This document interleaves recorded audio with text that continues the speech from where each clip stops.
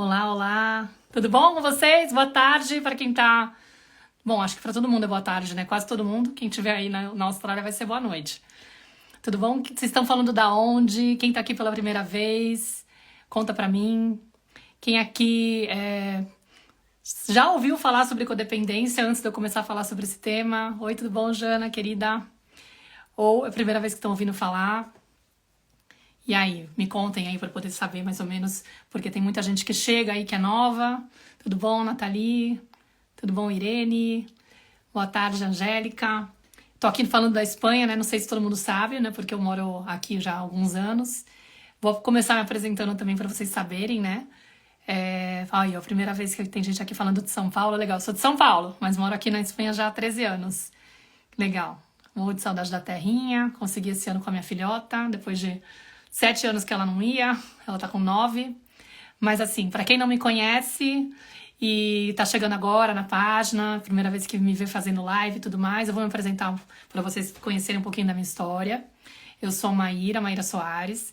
Eu vou até contar um pouquinho assim, bastante em detalhe, porque tem a ver com o tema do que eu vou falar hoje, sobre a codependência. Mas assim, eu nasci nos anos 80, aliás, nasci em 1980, redondinho. Vou fazer 44 anos daqui a uma semana. Menos de uma semana. E eu sou filha do meio de uma família de classe média, zona sul de São Paulo. Cresci sendo aquela filha boazinha, perfeccionista, muito responsável. Gente, tô com um gato aqui da minha amiga. Às vezes ele pode aparecer aqui. Ele ficou causando hoje que eu tava gravando a tenda materna.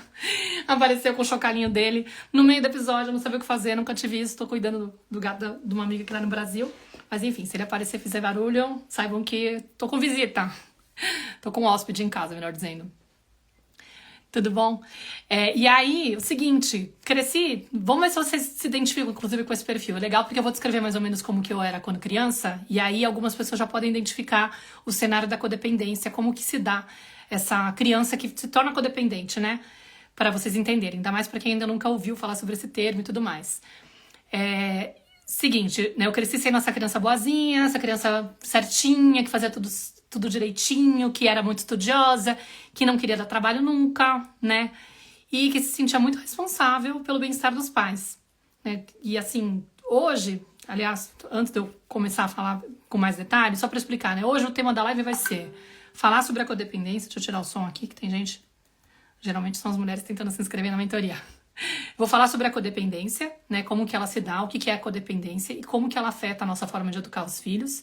Vou explicar como que eu descobri a minha codependência há uns 5 anos atrás, quando eu tava me separando do pai da minha filha, que hoje tá com 9 anos, né? E depois eu vou falar um pouco do que a gente tem que fazer, né, para poder amenizar como que a codependência pode afetar a nossa forma de educar os filhos e o que a gente tem que fazer para poder amenizar o efeito disso. Porque deixar de ser codependente a gente não vai, tá? Não tem essa, tipo, eu vou curar a codependência em mim. Não, é um padrão que a gente traz e aí o que eu faço para diminuir os impactos dele na minha vida, né? E também na maternidade ou na paternidade, porque pode afetar bastante, né? Não vou chegar a falar sobre muito mais coisas, mas vou explicar, inclusive, como que trabalhar a codependência em mim me ajudou a melhorar a relação com meu pai, né? Que eu tinha uma postura muito salvadora com ele. Dito isso, digo que tanto... o que eu fiz, assim, que a coisa que mais ajudou para eu poder trabalhar essa questão em mim, foi uma das coisas que muito me ajudou, foi aplicar o trabalho da Byron Katie, uma ferramenta que existe aí para você, que se chama Julgue o Próximo, né? Para você entender os pensamentos que te incomodam a respeito de uma questão. Então eu usei a relação com meu pai, né? As coisas que eu acreditava sobre ele, os pensamentos estressantes que eu tinha em relação a ele, os julgamentos que eu fazia em relação a ele por conta dele não cuidar, do alcoolismo dele, da depressão dele, tudo que eu achava que ele devia fazer, né? Analisei tudo isso com o trabalho da Byron Katie e com isso eu consegui aceitar muito mais a situação de eu ter um pai que não conseguia enfrentar essas questões na vida dele. Tipo assim, comecei a amar meu pai por quem ele era e não achando que ele deveria ser outra pessoa, porque ele não podia ser outra pessoa, né? E aí já digo assim, que é um conteúdo que eu vou trazer sensível, né? Porque meu pai faleceu há 1 ano e pouco, em julho do ano passado. Então já é uma dor assim, ainda que é recente e tudo mais. Nunca trouxe com detalhes o que eu vou trazer hoje aqui a público, porque justamente não queria expor o meu pai. Eu sabia que era muito relevante para vocês que estão aqui tentando ser pais melhores e mães melhores, mas pensava, puxa, não vou ficar aqui falando sobre a intimidade do meu pai, entendeu? Sobre as fraquezas dele, assim, eu posso falar sobre outras coisas mais leves, mas não vou dizer que ele tem dificuldade com álcool, por exemplo, né, no meio de uma galera aqui. Enfim, não falava disso antes. Então, não sei como vai ser, mas vou tentar ser bastante sincera, assim, para poder vocês entenderem a profundidade do que eu vou trazer para vocês. E mostrar também por que eu trouxe esses dois temas para minha mentoria, que eu tenho uma mentoria para mães, e eu transformei tanto a codependência como o trabalho da Byron Katie em módulos específicos da minha mentoria. A minha mentoria ela tem uma duração de 10 semanas, e tem uma semana que eu trabalho. Na terceira semana eu aplico o trabalho da Byron Katie, eu ensino as mães a aplicarem ele, né? Eu acabo pedindo para elas preencherem o formulário dessa ferramenta e escolho uma mãe que topa fazer a leitura no grupo pra gente poder entender como que ele é aplicado. E os resultados, assim, são coisas surpreendentes. Eu já fiz com mais de 20 encontros isso, mais de 20 grupos. É muito lindo, muito curativo. E depois, lá pro fim, depois do módulo de perfeccionismo, eu coloco um módulo sobre codependência, porque eu entendo que é como se fosse uma versão avançada do perfeccionismo. Muitas mães carregam esse padrão do perfeccionismo, mas quando a coisa vai um pouquinho mais além, vocês vão entender por quê, já é um perfil de codependência, tá? Então, para ilustrar e explicar de onde vem a codependência, eu vou explicar um pouco da minha história, porque eu sou um case aí, um caso que vocês podem analisar e entender, tá, faz sentido. Então, o que era a questão, né? Eu tava explicando que eu fui essa criança boazinha, que muitas de vocês se identificam, porque eu vejo que quando eu posto sobre isso, chove um monte de comentário e tudo mais. Então, por que a criança, ela entra nesse lugar, né? De ficar tão preocupada em fazer tudo certinho. Primeiro porque tem uma expectativa da educação tradicional, óbvio, né? Querem a criança obediente, a criança que colabora, a criança que não dá trabalho. Nossa, que delícia! Eu não quero um filho que dê trabalho, eu quero um robozinho dentro de casa, eu não quero uma criança, porque criança causa, né? Criança faz barulho, criança se movimenta, criança faz bagunça, criança nem sempre vai responder no tempo que a gente quer, né? Não, uma criança que responde pelas necessidades básicas dela, que tá sendo livre para ser ela mesma, vai de repente começar a chorar, vai começar a ter medo de alguma coisa. E o adulto, principalmente a geração dos nossos pais, né? Que estavam ainda muito na educação tradicional, que não se questionavam, não tinham conhecimento que a gente tem acesso hoje, de um monte de estudo que derruba várias expectativas da educação tradicional que ficam meio assim, tipo assim, como assim você tá querendo que a criança, sei lá, não tenha medo? Nunca? Que ela nunca fique mal com nada? Não existe, né? Mas existe uma expectativa do cuidador de que essa criança basicamente não dê esse trabalho. E a criança, uma das necessidades básicas dela é se sentir amada, é pertencer. Então, ela quer corresponder àquilo que os pais estão esperando para garantir o amor, para garantir o olhar, né? Para garantir que, tipo assim, ninguém vai me excluir dessa família. Tô falando do perfil, assim, todas elas querem, né? Mas tem umas que vão ter mais facilidade para entrar nesse lugar, né, de corresponder a isso, e outras que vão ter mais dificuldade, que vão ser taxadas de criança terrível, impossível, olha só, isso daí, mas no fundo é uma criança que tá tentando lutar para ser ouvida, para ser respeitada e coisas do tipo, né? A questão é que eu fui mais para esse lado do perceber que a expectativa era essa e, eu não vou aqui ser a criança que causa. Eu vou tentar colaborar, eu vou tentar cumprir aquilo que eles estão esperando de mim, né? Só que mais do que isso, o que acontece no cenário da criança que é codependente? Geralmente ela cresce num ambiente onde tem problemas no lar, né? Tem alguma disfunção ali.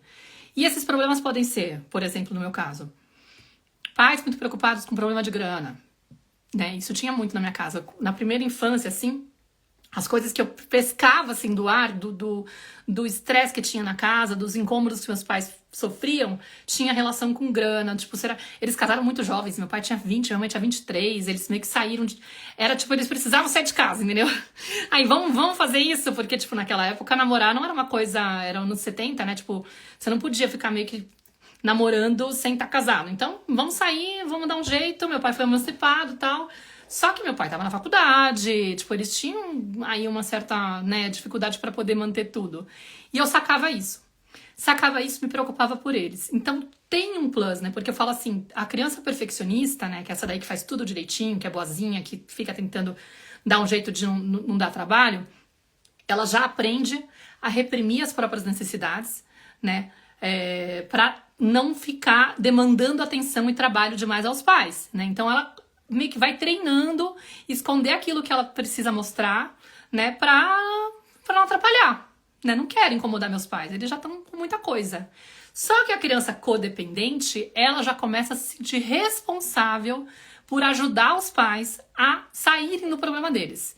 Tô descrevendo a questão lá, eles tinham problemas financeiros, mas outras coisas que podem fazer essa criança ficar preocupada com os pais a ponto de querer salvar os pais, essa postura salvadora que a gente fala do codependente, problema com vício, depressão, alguma doença, né, que algum dos dois pode ter, ou alguém da família pode ter, de repente uma criança com deficiência, um irmãozinho com deficiência, e ela fica preocupada em ficar cuidando desse irmão para ajudar os pais a não terem, sabe, tanta carga.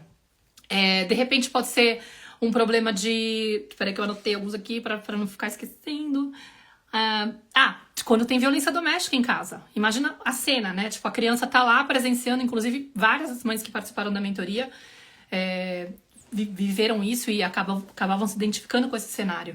Imagina que tem um pai, cena típica, né? Um pai que é alcoólico, que vai chegar ou não aquele dia bêbado em casa, que vai agredir ou não aquela mãe, aí tem aquela mãe que fica apanhando, então de repente essa criança fica preocupada em tentar dar um jeito de, se o pai chega bêbado, vamos tentar que a mãe não encontre com ele para que não tenha briga, ou então tenta ficar separando, ou tenta ficar convencendo o pai que ele tem que se tratar, ou tenta ficar convencendo a mãe que ela tem que se separar. O que tem aqui é uma criança que inverte o papel com os pais.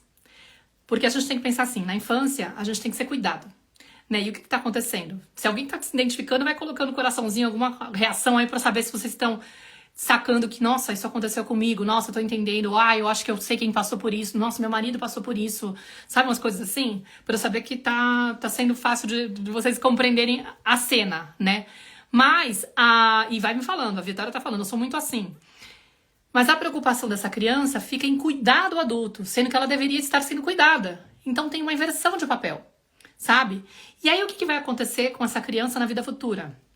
Se ela fica uma infância tentando resolver a vida dos pais, e aí você pensa assim, que poder que ela tem, né? Sendo criança de resolver problema BO de pai, de adulto, né? Não tem como.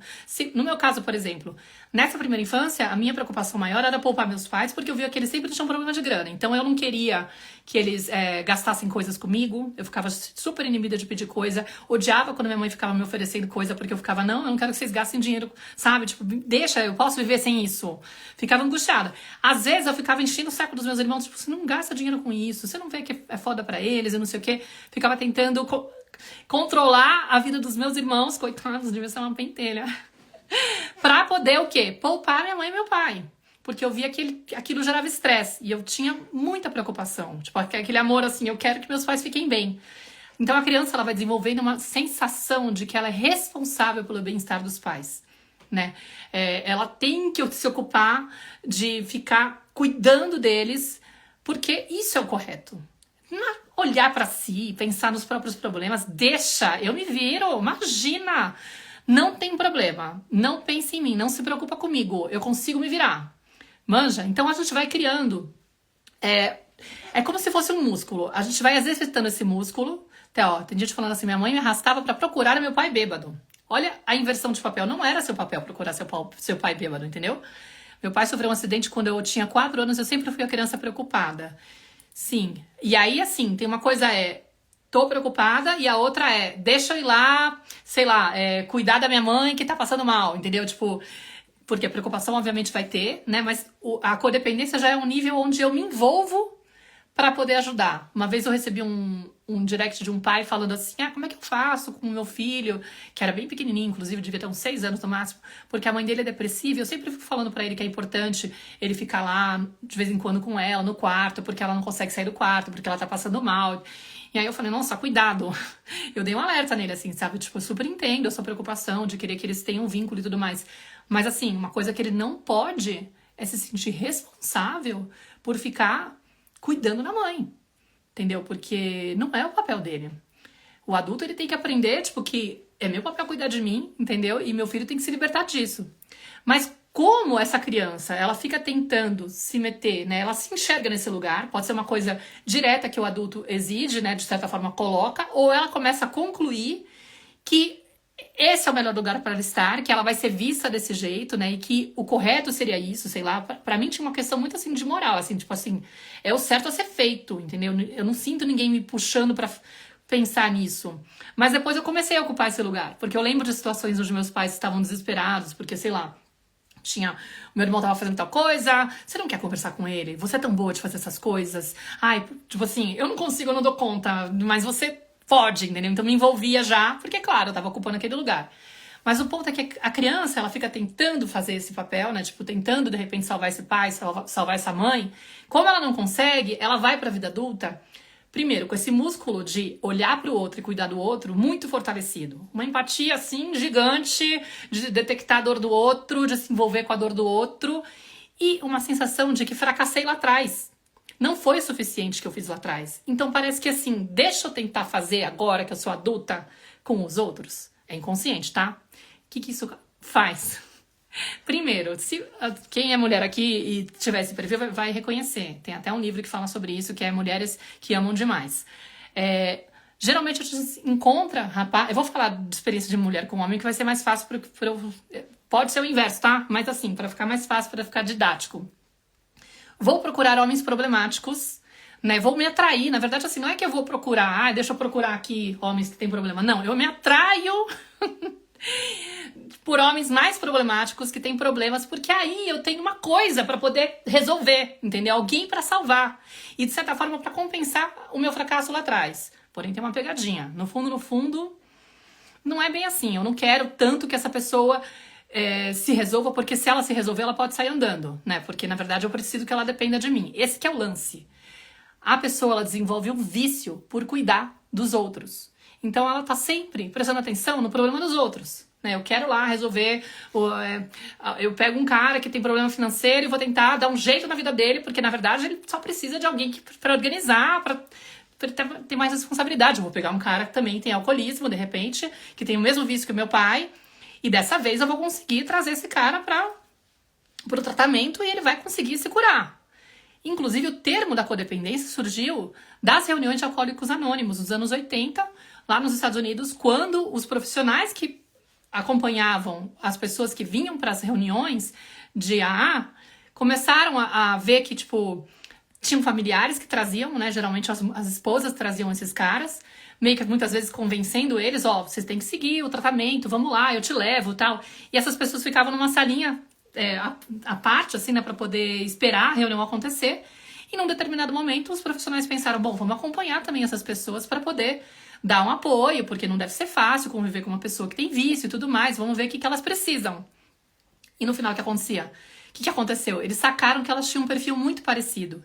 E que a grande maioria tinham vindo, tipo, 90%, 95% tinham vindo de lares disfuncionais, onde geralmente tinha uma figura de uma pessoa com vício, com alguma doença, com depressão, e elas tinham esse ímpeto de estar envolvidas com as questões dessas pessoas e falaram, nossa, existe aí, na verdade, uma necessidade que essas mulheres trazem agora na vida adulta de ter alguém precisando de ajuda delas o tempo todo.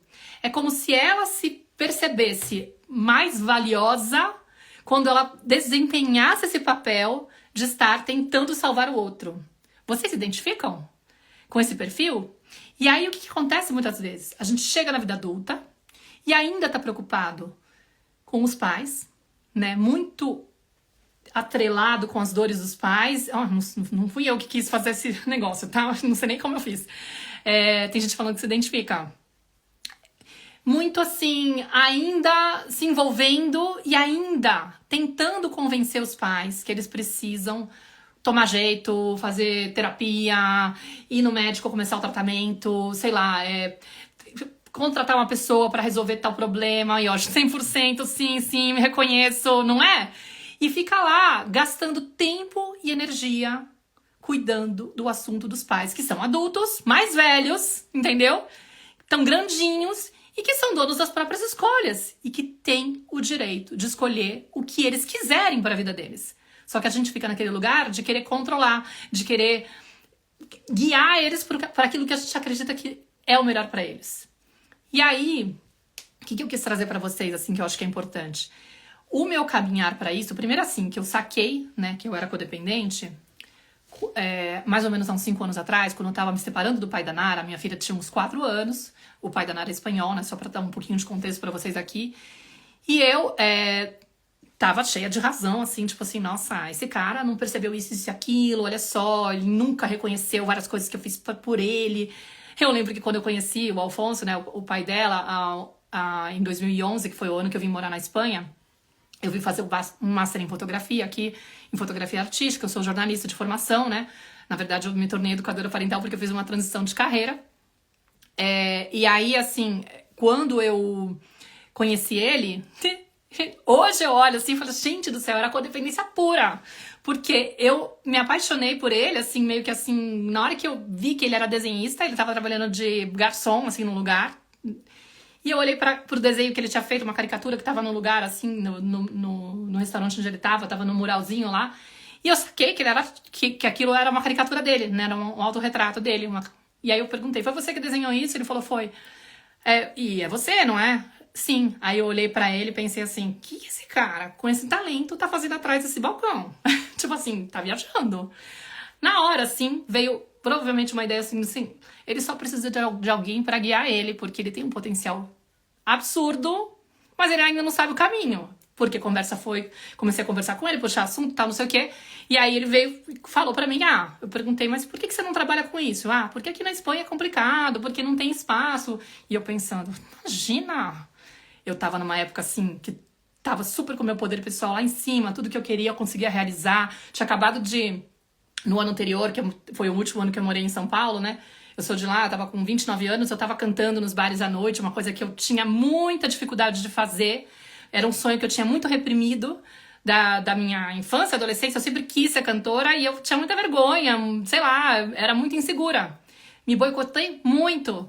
E no último ano eu tinha feito vários trabalhos assim que eu consegui realmente conquistar aquilo e eu percebi, cara, é só uma questão de trabalhar a mente, de seguir uns passos, não é uma coisa tão impossível fazer aquilo que você realmente tem potencial pra fazer, né?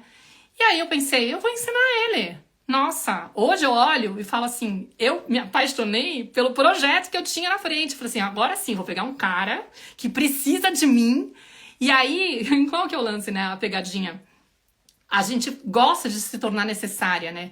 E a gente fica lá dando um jeito pra pessoa seguir aquilo que a gente quer e, de certa forma, é um jeito de tornar aquela pessoa dependente de você, entendeu?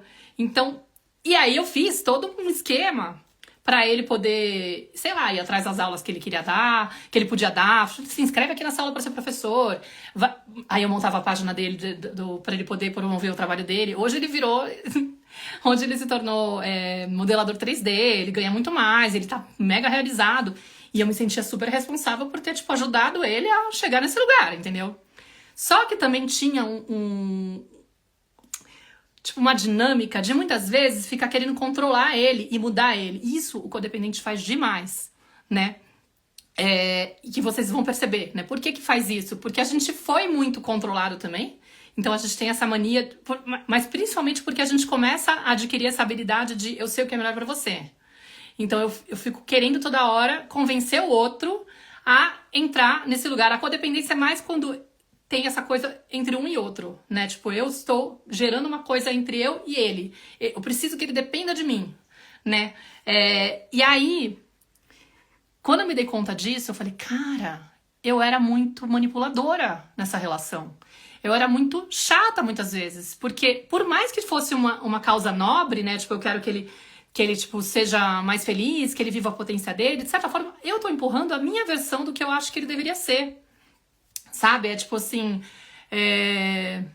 Como é que é aquela música? Diz pra ficar muda, faz conta no sério, né? Já sabe, muda. Agora não tem jeito, você tá numa cilada, cada um por si. Bom, nessa música do Kid Abelha, ela fica falando, eu quero você como eu quero, né? Tipo, o tempo todo é super de codependência. Meu, você tem que ser longe do meu domínio, você vai de mal a pior, entendeu? Você não tá entendendo. Eu sei o que é melhor pra você. Então, essa é a pegada da pessoa que é codependente. E com o meu pai, o que aconteceu? Quando eu vim morar na Espanha, que faz 13 anos, né, em 2011, foi o ano que a minha mãe faleceu também, aí ele ficou, tipo, passando mal com algumas questões. E de um certo modo, ainda que morando longe, eu ainda ficava com aquela esperança de que se eu falar com meu pai de tal forma, talvez eu convença ele a superar a depressão dele, ou a melhorar, a largar o álcool de uma vez por todas. Então, sabe quando você percebe que você tá gastando energia, fica lá tentando convencer e se envolver com o problema do outro e tal. E até eu ser mãe, que foi em 2015, até que tudo bem, né? No sentido de que eu não tô tirando a energia da minha filha, né? Do que eu poderia estar focando na minha maternidade, eu não tô jogando pro meu pai. Mas a partir do momento que nós nos tornamos pais, fica mais preocupante a gente manter esse padrão e continuar cuidando dos pais, porque a gente tira tempo e energia dos nossos filhos. Aí eu vou começar a falar da Byron, que ela é maravilhosa, pra gente poder entender uma coisa. A Byron Katie, ela tem uma explicação que é muito legal, que ela fala assim: existem 3 assuntos na vida, né? Não sei se vocês já me ouviram falar sobre isso. Os assuntos de Deus, ou do universo, como você queira chamar, os assuntos dos outros e os nossos assuntos. E o que ela quer dizer com isso? Os assuntos de Deus, que ela chama de assuntos de Deus, mas que você poderia dizer que, que são assuntos da natureza, do universo ou algo do tipo, são aqueles que a gente não pode controlar. Porque quem comanda é a natureza. Se vai chover, se não vai chover, se vai ter pandemia, se não vai ter pandemia, se vai ser dia, se vai ser noite. Você não fica gastando tempo e energia tentando controlar isso. Você simplesmente olha e fala: moxa, tá chovendo, aquele passeio que eu ia fazer, não vou conseguir fazer porque, tipo, sei lá, minha filha foi pra Warner nesses dias aqui de Madrid e quase que teve que cancelar porque tava chovendo, mas tava tendo umas pancadinhas. Mas poderia ter que cancelar o passeio porque não tem como controlar. Tá chovendo, né? Os assuntos dos outros são coisas que compete aos outros decidir se eles vão fazer ou não. Então, eu não posso interferir na escolha que o outro tem sobre como ele vai cuidar da saúde dele. É uma escolha dele. Se ele vai ou não pra terapia, se ele vai ou não seguir um tratamento, se ele vai ou não, sei lá, também não posso interferir se ele vai ou não cortar o cabelo, se ele vai ou não chegar atrasado num compromisso que ele tem, entendeu? Se ele vai ou não seguir pelo caminho da criação consciente, que às vezes é a dor que muitas mães têm em relação ao parceiro, porque tipo, nossa, ele não presta atenção nisso, ele devia se empenhar mais, mas você não tem como controlar. É a escolha do outro, certo? E os meus assuntos são os únicos que eu posso controlar. Eu posso decidir se eu vou chegar ou não atrasada num compromisso, se eu vou fazer de tudo pra chegar no horário certo. Eu posso decidir se eu vou fazer o corte de cabelo assim ou assado, se eu vou deixar ele crescer. Eu posso decidir se eu vou seguir pelo caminho da criação consciente ou não. Eu posso decidir se eu vou cuidar mais da minha saúde ou não, certo? O problema é que a gente gasta muito tempo e energia tentando cuidar dos assuntos dos outros. E quando a gente faz isso, na verdade, é uma grande desculpa para não cuidar dos próprios assuntos. Tipo, a gente fica se desviando e desperdiçando tempo e energia focado no outro, é ou não é?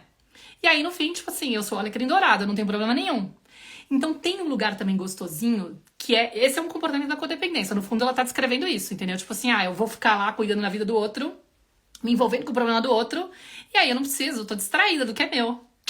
Eu não tenho que olhar pra isso, né? Tipo, imagina, pai, por que você não vai na terapia e cuida de você? Entendeu? Tipo, vai fazer lá não é tão difícil. Nossa, é tão bom como você faz terapia, a gente avança tanto, tem tanta coisa que a gente trabalha. Você tá afim de fazer terapia? Faz você, entendeu? Então, assim, vou trazer um pouquinho como que funciona essa ferramenta da Byron Katie pra gente entender como que ela é poderosa. E eu vou mostrar como que eu usei com meu pai, trazendo aqui um pouquinho de intimidade. Como é que é? Mais gente poderia, mas ela não quer. Não sei do que você tá falando, Joshua. Tá. Eu sou a única... tem tempo, tempo por ela, tempo... Tá, depois eu dou uma lida depois nos comentários pra não ficar muito longo o que eu vou falar, porque já tem muito material. Mas pensa lá. Como que a gente usa essa ferramenta da Byron Katie? Geralmente a gente pega uma situação que tá estressando a gente com uma pessoa e tenta... Aí, ó, Mari foi uma das que eu fiz a leitura lá na mentoria, né, Mari? Usamos o formulário da Byron Katie para poder ler um caso dela no grupo da mentoria e ela fez aí um trabalho bem forte com o maridão. Depois ela me disse, acho que você salvou meu casamento. Porque saiu do lugar de julgamento. Mas a gente pega uma situação estressante com uma pessoa e aí a gente destrincha todos os pensamentos que surgem durante aquele evento com aquela pessoa que incomodou a gente, né? Então, por exemplo, Na época, né, que eu fiz o trabalho com meu pai, eu peguei, tipo, eu tava olhando aqui, foi no dia 10 de julho de 2020 que eu fiz essa leitura da Byron Katie. Provavelmente resgatando uma cena, porque você pode pegar uma cena do passado, que eu vivi na época do começo da minha vida adulta. Eu já tinha saído de casa, eu tinha uns 20 e poucos anos, e aí eu lembro que um dia eu fui visitar meus pais, tava morando lá com uma amiga na época da faculdade, fazendo jornalismo na PUC de São Paulo. Fui visitar meus pais, e meus pais estavam com problema de grana. Meu pai devia estar meio breaco nesse dia, né? E aí eu vi que ele tava num impasse lá porque ele tava pedindo dinheiro pro meu avô paterno, emprestado, e ele tava se sentindo muito humilhado. E ele, assim, era um lugar que ele odiava chegar nesse lugar. E aí acho que meu avô meio que pediu pra ele prestar contas, meio que tipo, posso até te emprestar o dinheiro, mas você pode me fazer uma previsão de quanto que você tem que, quando é que você vai poder devolver, em quantas vezes e tal. E aí, sei lá, ele começou a chorar.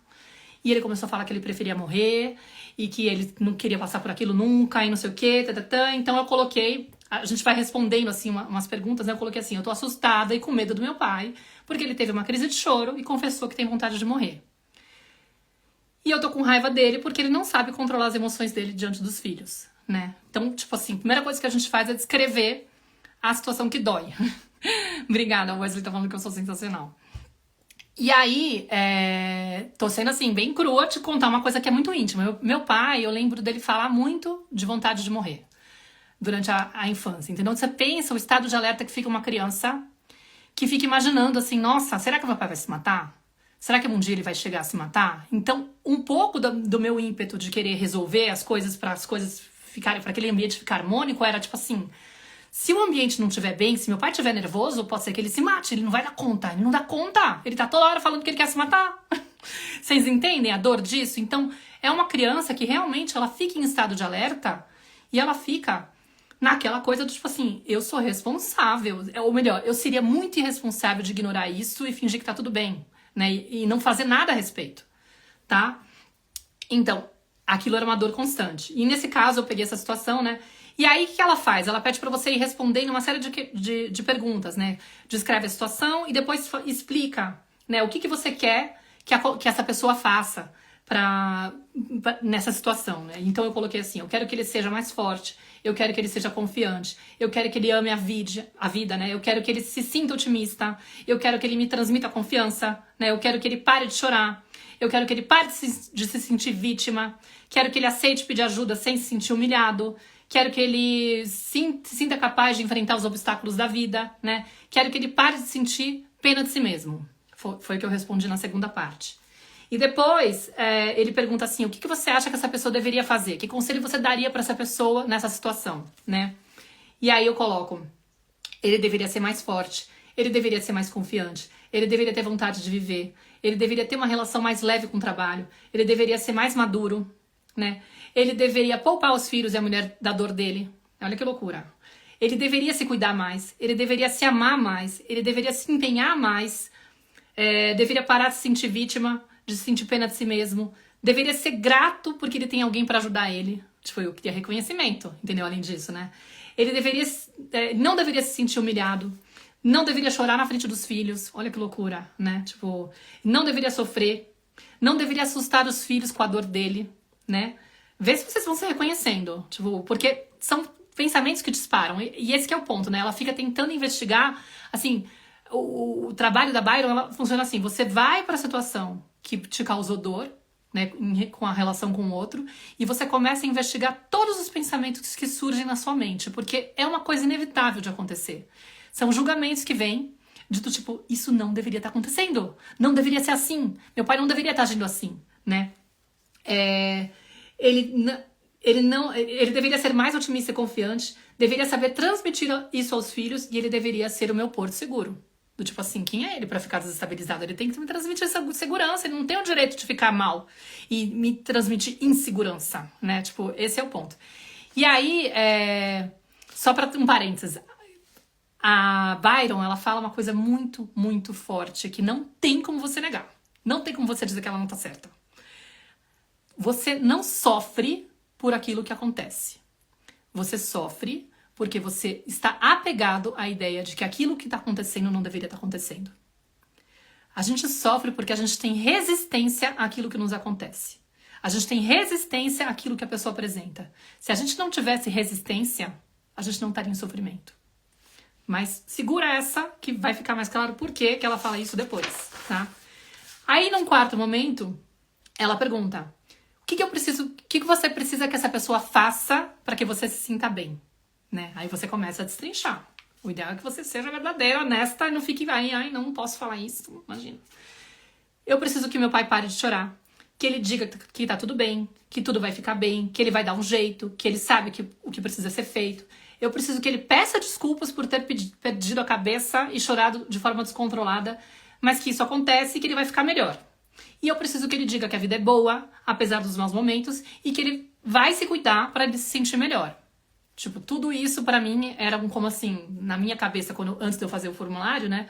Na hora que eu tava só respondendo as perguntas, tipo assim, só quando meu pai fizer isso que eu vou estar bem. Entendeu? Tipo, óbvio que não vai fazer, porque já aconteceu, né? Mas assim, naquela época, era o que eu queria, certo?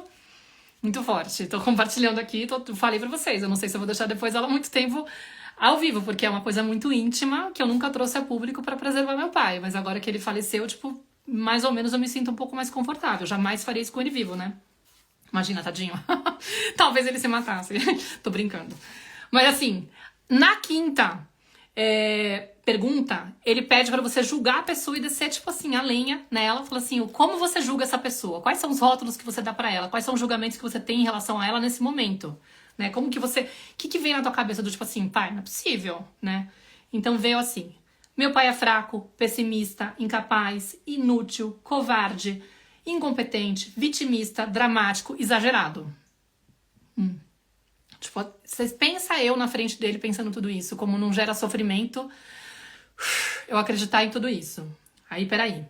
E depois ela pergunta o que você não quer que aconteça nunca mais em relação a esse evento, né?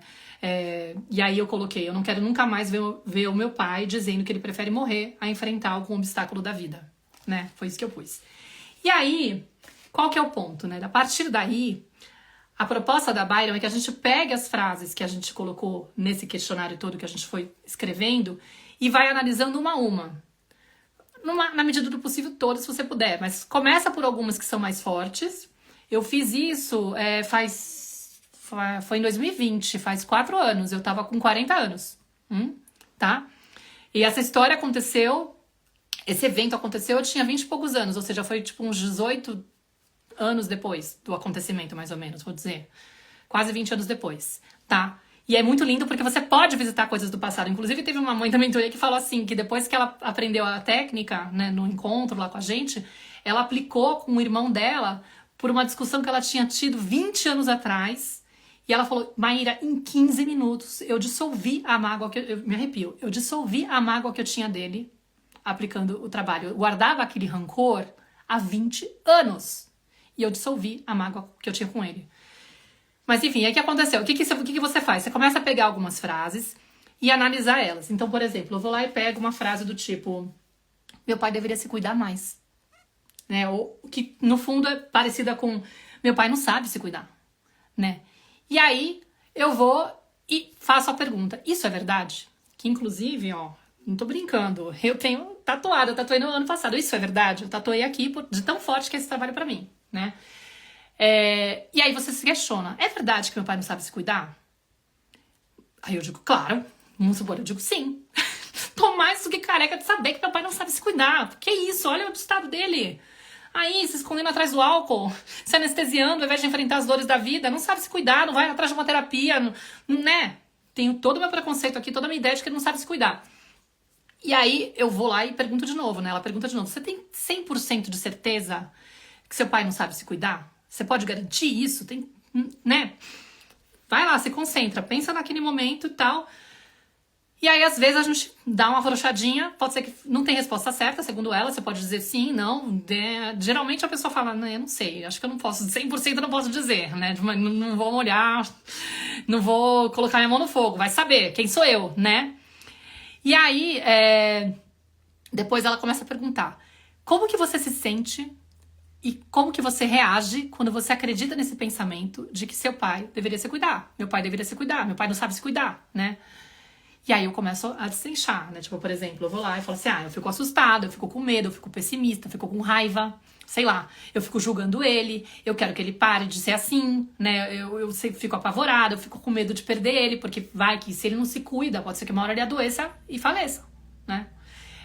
Eu tenho medo que ele se mate, por exemplo, porque vai que ele não aguenta essa dor. Tipo, se ele não consegue enfrentar as dores dele, né? Se eu acredito que ele não sabe enfrentar as próprias dores, tem um risco dele realmente fazer aquilo que ele tá falando que ele é capaz de fazer, né? De tirar a própria vida. Eu fico me culpando por não ter feito as coisas bem, porque eu fico achando que, tipo assim, cara, se você se empenhasse mais, talvez você conseguisse convencê-lo. Então, continua, vai lá, né? É ou não é? Isso acontece com vocês? Eu fico temendo pela vida dele, eu penso que o mundo é cruel e injusto, eu fico sentindo pena dele, que foi um lugar que eu também fiquei muito tempo aí tentando trabalhar, depois que eu consegui soltar algumas outras coisas, né? E aí, ela vai e pergunta, como que você se sentiria, né? Ela faz um trabalho assim de tentar fazer você voltar para aquele lugar, imaginar a mesma cena. Tô lá, diante do meu pai, naquele momento em que ele tá dizendo que ele preferia morrer do que ter que pedir dinheiro emprestado, né? Que ele, sei lá, tá desesperado, não aguenta mais. Tem a situação real, que era eu acreditando que ele deveria se cuidar, que ele não sabe se cuidar. E a situação de imaginar que eu estou na mesma cena, como seria se eu estivesse naquele mesmo lugar e não viesse esse pensamento na minha cabeça. Em nenhum momento aparecesse um pensamento do tipo, ele não sabe se cuidar. Meu pai não sabe se cuidar. Como que eu me sentiria? Como que eu reagiria? E aí, eu vou lá e coloco. Olha, eu conectaria com a dor dele. Eu acho que eu conseguiria aceitar ele como ele é. Conseguiria amar ele como ele é. Eu faria um carinho nele. Eu tentaria transmitir confiança pra ele. Eu não entraria no lugar de julgar ele. Eu entenderia que ele fez o que ele pôde e que ele não deu conta, né? Que ele tá chorando porque ele precisa. Né? Não ficaria, tipo, pensando, tipo, nossa, ele não deveria estar chorando, ele não deveria estar mostrando a dor dele, né? Eu ficaria, nossa, ele deve estar muito desesperado para chegar nesse ponto, né? Então, tipo, eu saberia reconhecer o quanto ele tem se reprimido e aguentado para dar conta de tudo e fazer o que ele achava ser o correto, mas que ele não estava dando conta, entendeu? Eu ficaria com menos medo e seria mais amorosa, né? Porque não teria um pensamento me transmitindo essa insegurança, essa coisa de ameaça. Olha só, se você não controlar essa situação, se seu pai não se cuidar, olha o que vai acontecer, você que é responsável. Eu já não me sentiria responsável, eu simplesmente estaria diante de uma pessoa. Eu acho que isso é muito louco, assim. Você volta para o lugar presente, né? A capacidade que a Byron tem é de te devolver para aquele momento. Eu estou diante de uma pessoa que está tão desesperada, que está mostrando, tá gritando socorro através dessa fala e através de um choro. E ela tem o direito de fazer isso. Porque é a história dela. É quem ela pode ser. Entendeu? E aí, a partir daí, depois que você investiga como que esse pensamento impacta o seu sentir e a sua reação, porque o que acontece? Você pensa como você se sente e como você reage. Muitas vezes o reagir é, pai, para com isso. Entendeu? E de repente o outro reagir é, uau, me dá um abraço? Posso te dar um abraço? Você percebe a diferença? Vocês percebem a diferença? Por exemplo, pensa você diante do seu filho, quando ele tá chorando e você tá desesperada e você quer que ele pare de chorar de qualquer jeito porque ele não deveria estar chorando. É diferente a postura do deixa que eu te acolho, né? Mas aí, o que aconteceu? Depois disso, ela pede pra você fazer as inversões. Então você começa a trabalhar o oposto daquilo, né? E tem alguns tipos de inversão. Então se eu pego essa coisa do meu pai deveria se cuidar mais, eu, por exemplo, poderia colocar meu pai não deveria se cuidar mais. E aí eu busco justificativas. Por quê? Porque na medida do possível ele já faz o que ele pode, entendeu? Ele tá fazendo aquilo que ele é capaz de fazer. E o meu pai, a pessoa que meu pai é, não a pessoa que eu idealizei, que eu acredito que deveria ser, já tá se cuidando. Porque de repente ele tá deixando de fazer várias coisas que ele poderia fazer pra se estragar mais, tá tentando se conter, mas ele é o que ele dá conta. Sabe o que eu percebi, assim, que foi muito lindo do trabalho da Byron? Porque a gente tem muito isso, né? A gente, principalmente quem tem essa coisa da codependência, a gente imagina que a pessoa tem esse potencial, né? Do tipo assim, nessa vida ela pode caminhar 30 passos.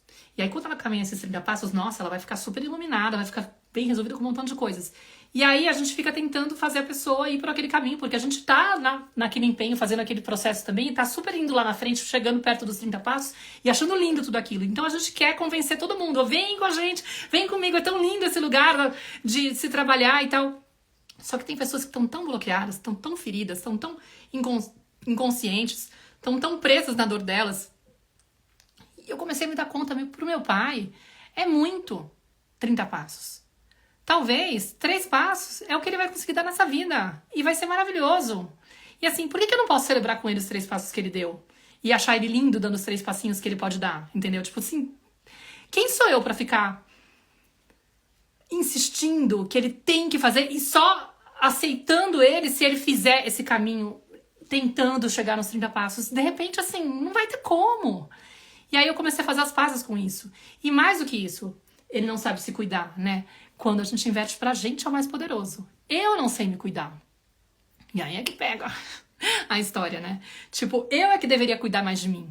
Entendeu? Porque, e aí se eu pego na codependência é justamente isso. Para de ficar olhando pros problemas do seu pai e assume o que você tem que fazer por você. E quando a gente vai olhar para todas as frases que a gente vai colocando e a gente faz a inversão pra gente, a gente toma uma chuvarada de tapa na cara. Porque eu vou lá e fico falando assim, meu pai é fraco. Não, tipo, quem sou fraca sou eu. Quem tá aqui, tipo, super frágil na situação, quem tá pessimista aqui sou eu. Então, eu que deveria ser mais otimista, sei lá, eu que deveria trabalhar, sei lá, o meu vitimismo nessa situação, o excesso de drama que eu tô colocando na situação. O tempo todo a gente vai percebendo o quanto tudo que a gente julga no outro é uma projeção. De coisas que a gente não tá conseguindo olhar em nós, que a gente tá, na verdade, se distraindo com o assunto do outro pra não ter que olhar pro próprio. E aí, nossa, você fala assim, caramba, eu achando que eu era super madura, eu vou lá e coloco assim, meu pai deveria ser mais maduro. Quem tá sendo imaturo aqui sou eu. Entendeu? De ficar tendo aqui uma crise infantil, idealizando meu pai num lugar super assim, esperando que ele faça isso e aquilo pra eu estar bem. Não, sai desse lugar, você já é adulta, Maíra. E aí eu até me desviei um pouco, e sem querer eu perdi uma parte do raciocínio, porque eu ia falar, antes de falar da Byron, eu ia falar sobre como que afeta a nossa maternidade, né? A nossa forma de educar os filhos, a codependência. Mas tá tudo bem, porque a ordem dos fatores não altera o produto, né? Vou falar, e aí vai ficar legal porque vai ter já a Byron para respaldar, mas deu para entender como que a ferramenta funciona, só para fechar a Byron. Quando eu comecei a destrinchar cada pensamento que eu tinha estressante em relação ao meu pai, comecei a fazer as inversões, eu fui me dando conta, ficou muito claro pra mim, aquilo que eu falei lá num determinado momento da minha fala, que meu pai, ele era quem ele podia ser. E que meu pai era lindo e maravilhoso sendo quem ele podia ser. E que eu podia amar ele sendo a pessoa frágil que ele era, com a dificuldade que ele tinha. Porque no fundo, assim, eu olho para a história do meu pai, inclusive, eu tenho muita empatia eu, assim, consigo entender muito da fraqueza dele, né, da dificuldade que ele tinha de enfrentar a vida. Ele foi um cara que, assim, com 14 anos o pai dele sofreu um acidente de carro, ficou encamado por 2 anos, fora do ar. Ele teve que ser o homem da casa, ele era o filho mais velho, teve que trabalhar logo com 14 anos, cuidar de muita coisa. Ele tinha um cenário, assim, de estresse tóxico, quando eu vou ler sobre como é que fala? As experiências adversas da infância, que são descrições que eles fazem para poder mostrar como que é o cenário infantil dessa criança, se ela tinha motivos para poder se sentir em estado de alerta constantemente. Ele tinha vários desses fatores em casa, desde uma educação super violenta, pessoas com demência que moravam na casa dele, tinha uma tia-avó que morava na casa, que tinha problema, que se cagava em cima, sentada no sofá, sabe? Tipo assim, imagina ele pequenininho tendo essa cena diariamente, sabe? De como o que vai acontecer hoje. Separação dos pais, divórcios, brigas e sensação de abandono. O pai foi morar em outro lugar, as irmãs foram morar com a mãe em outra cidade, ele decidiu ficar com os avós em São Paulo, mas sem o pai e sem a mãe. Tipo assim, tinham várias coisas que mostraram pra ele que ele não tinha apoio. Porque o principal que a gente tem de dor, né, não é nem o evento em si, mas é não ter alguém que acompanhe, não ter um apoio de uma pessoa. Então ele teve que se virar muito sozinho, cedo. E ele teve que ser responsável por todo mundo na casa, assim, sabe? Ser o homem da casa muito cedo. E ele era um cara codependente, né, nesse sentido, porque tinha uma inversão de papéis, ele cuidava da família, cuidava de todo mundo. E ele veio com 20 anos pra família, né, constituir família com a minha mãe, e ele já tava sempre nesse lugar de se preocupar com o outro, com o outro, com o outro, com o outro o tempo todo. Me dava uma aflição e eu falava, pai, relaxa, faz alguma coisa por você. Ficava tentando ensinar ele, né? Tipo, não é só com os outros que tem que se preocupar. E ao mesmo tempo eu tinha uma preocupação da minha mãe, que coitada também, sofria porque estava lá tentando esconder as garrafas pela casa. E meu pai encontrava a garrafa que ela usava para poder temperar uma sobremesa com aquele conhaque que era meio vagabundo até, tipo, era só para poder colocar na comida ou no prato de carne. Aí meu pai encontrava a garrafa e secava a garrafa, aí ela ficava desesperada. Enfim, e eu ficava tentando, tipo, intermediar tudo aquilo. Mas o ponto é que eu tinha ainda, na vida adulta, uma vontade de controlar, tipo, sei lá, o excesso de sal que ele punha, porque ele tinha problema no coração, ele não devia ficar colocando sal na comida. E aconteceu um evento louco, assim, durante a pandemia, eu tava aqui na Espanha, ele tava no Brasil, e ele teve um problema no coração, ele foi internado, e foi uma das situações que foi mais grave, assim, dele ficar realmente com um risco entre a vida e a morte. E entrou um medo gigante de eu perder meu pai. E foi mais ou menos nessa época que eu fiz esse trabalho, né, tipo, foi julho de 2020. Então eu lembro que eu fiquei assim, cara, meu pai vai morrer. Meu pai vai morrer e eu não vou poder estar lá. Por causa dessa porcaria dessa pandemia. Quando a minha mãe faleceu em 2011, que ela tinha 58 anos, eu tava morando na Espanha e eu consegui voar a tempo de ficar 5 dias com ela antes dela falecer. Ela tava com câncer e tal, e quando a coisa começou a piorar muito, minha tia me acionou e falou, vem pra cá porque são os últimos dias. Senão você não vai conseguir se despedir. E graças a Deus eu tive essa oportunidade de conviver com a minha mãe, pelo menos me despedi dela. Quando eu cheguei ela ainda conseguia falar, e depois de alguns dias ela perdeu a voz, inclusive. Mas foi o momento de poder fazer essa transição, essa despedida. E aí com meu pai eu fiquei com aquela dor, tipo assim, não vai rolar. Tipo, ele vai morrer e eu vou estar aqui, eu não vou poder ir por causa da pandemia e tal. Então entrou um medo gigante e de repente a vida me brindou com a recuperação dele. E era muito difícil ele vir para a Espanha e ele conseguiu vir 2 vezes depois disso. Em novembro desse ano e depois em novembro do ano seguinte, né? Ou, sei lá, não, novembro desse ano não, porque a pandemia ainda surgiu, mas enfim, no ano retrasado e 3 anos atrás, né? E eu lembro que eu fiz o trabalho da Byron Kate e eu liberei a coisa do tipo assim, eu não vou mais ficar brigando com meu pai, ó o gato fazendo barulho, ficar brigando com meu pai para que ele seja outra pessoa, para me deixar mais confortável, né? Porque no fundo é pra mim, é pra eu me sentir segura. Eu quero frear a quantidade de sal que ele vai colocar na comida para que eu não conviva com medo dele ficar doente. E eu não vou mais frear. Porque meu pai é assim. Ele não sabe olhar pra essas coisas, ele não quer ficar prestando atenção nisso. Deixa ele, é a escolha dele, ele é adulto, ele tem o direito de escolher desse jeito. Eu não tenho nada a ver com isso. Entendeu? E aí, foi tão, vocês não têm noção da dimensão que foi tão maravilhoso, porque, tipo, ele chegou e eu tava num outro lugar. Tipo assim, eu não vou jogar meu pai, não vou ficar enchendo o saco dele, ele faz o que ele quiser. Ele, se quiser paquerar minhas amigas e passar vergonha, faz o que quiser. Tipo, eu não vou ficar aqui dando uma de... Ai, pai, para com isso e tal. Deixa ele é adulto, socorro. Porque o que acontece? Uma das coisas que acontece, inclusive, é que se eu fico lá prestando atenção no meu pai e querendo cuidar do meu pai, quem tá olhando pra minha filha? Quem tá olhando pra mim? Esses são 2 pontos que podem acabar afetando. Mas só pra terminar essa história. Quando eu fiz isso, foi num lugar assim tão gostoso, porque, tipo, a pessoa se sente muito mais à vontade pra ser ela mesma. Porque ninguém quer ser controlado. Isso é muito chato. Então, de certa forma, por mais que tenha uma boa intenção, de, eu quero guiar o meu pai e tal, não sei o que, não sei o que lá. Ó, tem gente perguntando, como que eu faço pra fazer sua mentoria? Digita formulário para vocês se inscreverem na mentoria, porque lá vocês vão preencher um processo seletivo que eu tô fazendo. Eu fiquei de falar isso lá atrás, não falei. Mas quem tiver interesse, tem um módulo da Byron Kate, tem um módulo de codependência, por exemplo. São 10 semanas de jornada. Tava explicando que o tema da live era esse, para poder apresentar 2 ferramentas que eu tenho lá, quer dizer, essa ferramenta que eu uso lá e esse conhecimento que eu trago lá da codependência, porque eu acho que é fundamental, porque quase todos nós têm esse traço e é muito importante saber lidar com ele. Mas quando eu fiz isso com o meu pai, cara, a gente conectou de um jeito, assim, vocês não têm nem noção, que era quase como se, no lugar de ficar julgando, eu compartilhava com ele, porque eu me dava conta, eu falei, nossa, pai, é tão difícil cuidar da própria saúde, né? Eu também tenho uma dificuldade, porque, pelo amor de Deus, quem é que não tem dificuldade, entendeu? Tipo assim, ele pode ter dificuldade de não salgar comida, mas eu tenho dificuldade de comer regradinho, de comer menos, também tenho compulsão alimentar, sabe? Tem um monte de perrengue. Mas é muito mais fácil eu ficar falando pra ele que ele tem que aprender a cuidar disso. Eu é que tenho que aprender a cuidar disso. O tempo todo você vai fazendo inversão. Fica ridículo, porque assim, você quer dar um pitaco na vida do outro, você fala assim, quem sou eu? Porque no fundo, eu quero dar um pitaco, mas eu também tenho que resolver esse problema. Ou talvez eu tenha outra pereba emocional pra resolver, Mas eu não gosto de ficar olhando pra minha dificuldade que eu tenho nisso, entendeu? Ah, mas é tão gostoso quando eu descubro que o outro tem uma pereba emocional que ele não sabe resolver, porque aí eu fico falando pra ele assim, meu, por que você não faz nada? E eu me sinto superior. Eu me sinto linda, maravilhosa, tipo assim, alecrim dourado. Ai, nossa, não tenho nada. É ou não é? Ai, ai. Enfim, e aí, só pra fechar essa parte do que foi potente. Chegou ao ponto, porque, claro, eu tô aqui trabalhando, né? Tava aqui fazendo um monte de coisa, então ele ficava escutando, de repente eu preparar uma live pra falar, vou falar sobre codependência nessa live, vou falar sobre o trabalho da Byron Katie. Aí uma hora ele ficou curioso, o que é esse trabalho da Byron Katie? Aí, e a Byron Katie tem vários vídeos, né?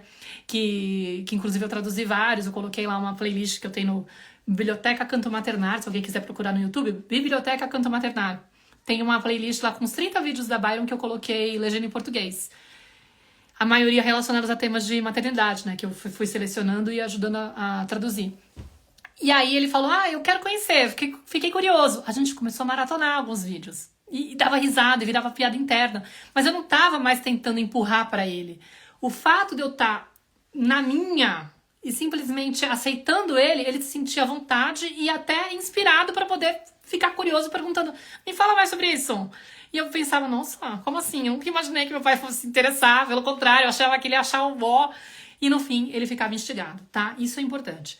Agora eu quero contar pra vocês o que acontece quando a gente é codependente, o que pode acontecer na forma de educar os filhos, né? Que foi o que eu coloquei lá de pontos que eu acho importantes. Então, por exemplo, como que pode influenciar na nossa educação dos filhos? Pensa lá, que lá atrás eu tava super, tipo, pouco assistido por esses pais, porque tinha uma indisponibilidade emocional deles, né? Eles estavam mais voltados para as próprias questões e praticamente, assim, num lugar mega confortável, porque se a criança não tá dando trabalho, eu não tenho que ficar preocupada com ela. Quantos de nós não escutamos? Você era tão fácil de lidar, você era tão boazinha, se comportava super bem, o orgulho da mamãe, nossa, uma delícia, criança fácil de conviver. Duras penas, mamãe. Você acha que foi fácil? Porque no fundo, eu me treinei pra não dar trabalho. Eu fiquei lá me segurando pra poder facilitar a tua vida. Mas pode ser que não tenha uma consciência, porque muitos, inclusive, só percebem quando eu posto alguma coisa a respeito, por exemplo. Nossa, eu não tinha pensado nisso. Eu achei que... Eu comprei o discurso de que eu era boazinha. Mas no fundo, eu reprimi a expressão das minhas necessidades pra facilitar a vida desse adulto. Como consequência, eu não tive várias das minhas necessidades atendidas. E aí, o que acontece? É difícil ter empatia pelo meu filho. Porque quando meu filho tá pedindo... não é possível. Tá chamando atenção pra quê? Tipo, eu me virava nos 30. Eu não ficava demandando atenção. Para com isso. Não me dá trabalho. Fora que, tipo assim, é aquela coisa. Eu já fiquei a infância inteira me dedicando aos meus pais. Tem tempo nessa porcaria? Tá falando... Eu vou ter que entrar e sair. Sair e entrar, gente. Porque, dependendo da época, o Instagram inventa que a live tem 1 hora. E eu não consigo falar em menos de 1 hora, não. Tá? Então ela vai fechar e eu vou abrir de novo. Faça o favor de voltar. Todo mundo que tá aqui, tá bom? Vou seguir aqui o raciocínio. Mas, pra quem tá aqui até agora, que eu vou ter que fechar daqui a 1 minuto, e tá interessado em participar da jornada da mentoria, digita formulário, que nem vocês estão fazendo aí pra poder preencher lá o formulário e depois a gente faz o processo seletivo pra vocês, pra ver quem realmente tá com o perfil e com a necessidade, faz sentido entrar, tá? Tava explicando, o Instagram fechou aí a transmissão, mas eu vou depois grudar as duas e vou jogar depois no YouTube pra poder compartilhar a reprise, tá? Mas qual que é o ponto? Quando você percebe que, na verdade, assim, você não percebe, não é consciente, mas pelo fato da gente não ter recebido essa atenção, não ter tido essas necessidades atendidas, quando o nosso filho demanda, a gente fica assim, tipo, essa criança tá pedindo demais, não é possível, eu não precisava de tanto. Eu não ficava toda hora pedindo. E também como eu fiquei muito tempo, né, ocupada de cuidar desses adultos, a minha sensação é tipo assim, chega, eu não quero mais ser necessitada. E muitas vezes, inclusive, eu fico meio que uma vontade inconsciente de que essa criança tem empatia por mim. Ela deveria me entender, deveria me poupar. É quase como se fosse aquela expectativa de, tipo assim, será que ela não pode cuidar de mim? Igual eu fiz com o papai e com a mamãe? Tipo, né? Não é tão difícil assim. Eu consegui. Ela podia fazer isso comigo. Então, corre o risco de, muitas vezes, eu estar entrando num lugar de uma dinâmica com a criança que tá falando da dor da minha criança interior. Entendeu? Então, por isso que eu falo, é muito importante ter consciência daquilo que aconteceu e conseguir nomear aquilo que aconteceu. Quando eu descobri que eu tinha codependência, eu entendi vários dos meus comportamentos. o meu relacionamento com os meus pais, né? Tipo, aquilo tudo que eu descrevi. O relacionamento que eu tinha com o pai da Nara. Eu falei, inclusive, eu entendi muito do porquê o casamento não funcionou, porque eu tava naquele lugar da pessoa que tá tentando controlar. Por mais que tivesse boas intenções, eu tava sendo desrespeitosa muitas vezes com o Alfonso. E também em relação à minha maternidade. Quais eram os perigos que eu tava correndo, coisas que eu fazia e por que me mexia tanto tal de situação com a Nara, entendeu? Começou a ficar mais evidente. Então esse é um ponto, né, da dificuldade de ter empatia e da expectativa de que a criança tenha empatia por você e cuide de você, né? Por exemplo, também, intolerância com choro. Imagina o quanto de choro você não aguentou para poder poupar os seus pais, né? De novo, você não queria mostrar aquilo para eles porque você não queria ser um problema a mais, né? E aí, é óbvio que quando a criança começa a chorar, desperta essa dor. Então você não aguenta, porque tem muita coisa aí guardada de uma pessoa que teve que reprimir a própria autenticidade. Então a autenticidade da criança incomoda. A vulnerabilidade da criança incomoda, porque a vulnerabilidade que você tinha, você aprendeu, teve que aprender a esconder, porque dá trabalho, porque vai atrapalhar, porque você tá no papel de cuidar, você não tá no papel de ficar mostrando a sua dor. Sai dessa! Então é muito difícil acompanhar qualquer desconforto do filho, né? Então a gente tem aí, por exemplo, inclusive isso bate de frente com uma tendência a ser permissiva. Por quê? Porque a gente fica muito desorganizada quando o outro tá tendo algum mal-estar. Lembra que eu descrevi que, tipo, a gente sente uma certa responsabilidade por salvar os pais, por cuidar dos pais, a gente tem essa postura salvadora com os pais constantemente. Então, a gente fica naquela coisa de eu quero garantir harmonia, eu quero que todo mundo fique bem, então eu fico viciada em agradar os outros, eu tenho dificuldade de colocar limite, porque eu não quero nunca que o outro se decepcione, que o outro fique mal. Então, assim, imagina uma criança que tá pedindo uma coisa que você não deveria dar, você sabe que você não pode, mas aí ela começa a ficar toda nervosa, toda tensa, e fala assim, mas sou eu que tô fazendo isso, eu não aguento, não quero que ela passe por isso. É mais forte. Então a tendência a ceder é maior, porque no fundo eu não acredito que ela vai ser capaz de aguentar aquele desconforto. E porque eu mesma não tenho resiliência para poder suportar e acompanhar uma criança que tá se sentindo mal com algo. Que às vezes é natural, tipo assim, você não tem como evitar, a vida tá trazendo, ou então é um limite necessário, mas a gente fica muito, muito, muito desorganizada. Então assim, eu tava conversando com uma mãe que tá pensando em entrar na mentoria, ainda não sabe se vai entrar, e ela tava me descrevendo algumas coisas, eu falei, já reconheci como é forte esse padrão nela. Ela falando, às vezes eu mando meus filhos pra escola, eu me sinto muito culpada por eles estarem no semi-integral. E aí eu fico ligando na escola, a criança tem 9 anos, pra saber se ele tá com casaco ou se não tá, entendeu? E eu pensando, mas peraí, tipo, é um excesso de zelo, é um excesso de, tipo, deixa eu controlar aquilo que tá acontecendo pra garantir que ele não passe por nenhum problema. Eu tenho que, tipo, garantir que ele só esteja bem. E a gente fica com uma ideia assim de que eu só me sinto à vontade se eu estiver conseguindo garantir que o outro esteja bem. Vocês se reconhecem nessa necessidade, nessa angústia? Porque não é pra todo mundo, tá? Eu tô descrevendo porque, assim, é muito comum de acontecer. Especialmente se a criança realmente cresceu com essa preocupação de salvar os pais. A criança que também fica de terapeuta dos pais, sabe? A mãe fica contando. Seu pai fez aquilo outro, olha só, tô me sentindo mal.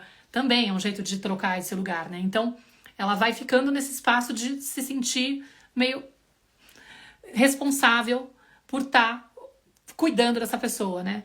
E aí, às vezes, não consegue delegar a criança para o cuidado de outra pessoa porque fica com aquela preocupação. Não, só eu sei fazer direitinho. Se eu colocar na mão de uma pessoa que tem um pouquinho menos de nível de consciência que eu, um pouquinho menos de preocupação em oferecer educação positiva, nossa, eu tô sendo muito irresponsável. E aí são mães que estão esgotadas, que estão lá sobrecarregadas, porque não conseguem largar o osso, porque estão sempre achando que tem que dar conta de tudo e não conseguem, principalmente, se priorizar. Se sentem mal de pensarem nelas. O autocuidado eu coloco lá no formulário, vocês vão ver, né? Quem preencher lá o formulário e tiver a fim de fazer a mentoria, vai perceber que eu coloco alguns pontos pra saber. Você tem dificuldade de se oferecer autocuidado sem se sentir culpada? Sem se sentir preocupada de que vai saber, né? Sem se sentir egoísta, né? Por que eu me sinto egoísta quando eu tô pensando em mim? Olha que louca, né? Essa conclusão. Porque lá atrás eu fiquei acostumada a me dedicar ao outro. Eu me sentia um ser bom, uma pessoa boa, quando eu me envolvia e tentava salvar meus pais, por mais inútil que fosse, porque eu não tinha poder para resolver isso, né? Era problema de adulto. Mas eu não conseguia baixar essa guarda. Eu tinha essa preocupação constante. E eu trago ela até hoje. Né? Aí a pessoa falando, só conheço codependente. Pois é, quase isso. O que eu acho é que todo mundo tem em determinado grau, entendeu? Vai ter coisas que você vai perceber que são mais gritantes e outras que são menos, tá? Mas esse é um jeito que pode também respingar na forma que a gente educa os filhos. Esse medo de desagradar e essa tendência a fazer tudo que a criança quer, né? No final, ser permissiva, que não é uma proposta da educação consciente, né? A gente não vai por esse caminho na educação positiva. Tem gente que confunde, né? E aí eu tento sempre explicar, não, a permissividade não é boa, porque você não pode deixar a criança fazer o que ela quer o tempo todo, né? Não é isso que é respeitar a criança.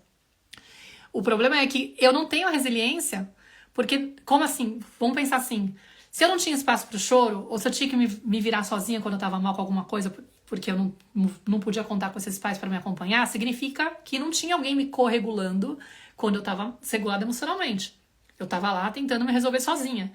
Muitas vezes a solução disso foi eu me distanciar, inclusive, do sentir, eu me dissociar dele, eu me distrair do sentir pra poder, tipo, seguir a vida, igual meu pai fazia com álcool, entendeu? Meu pai bebia pra poder se anestesiar.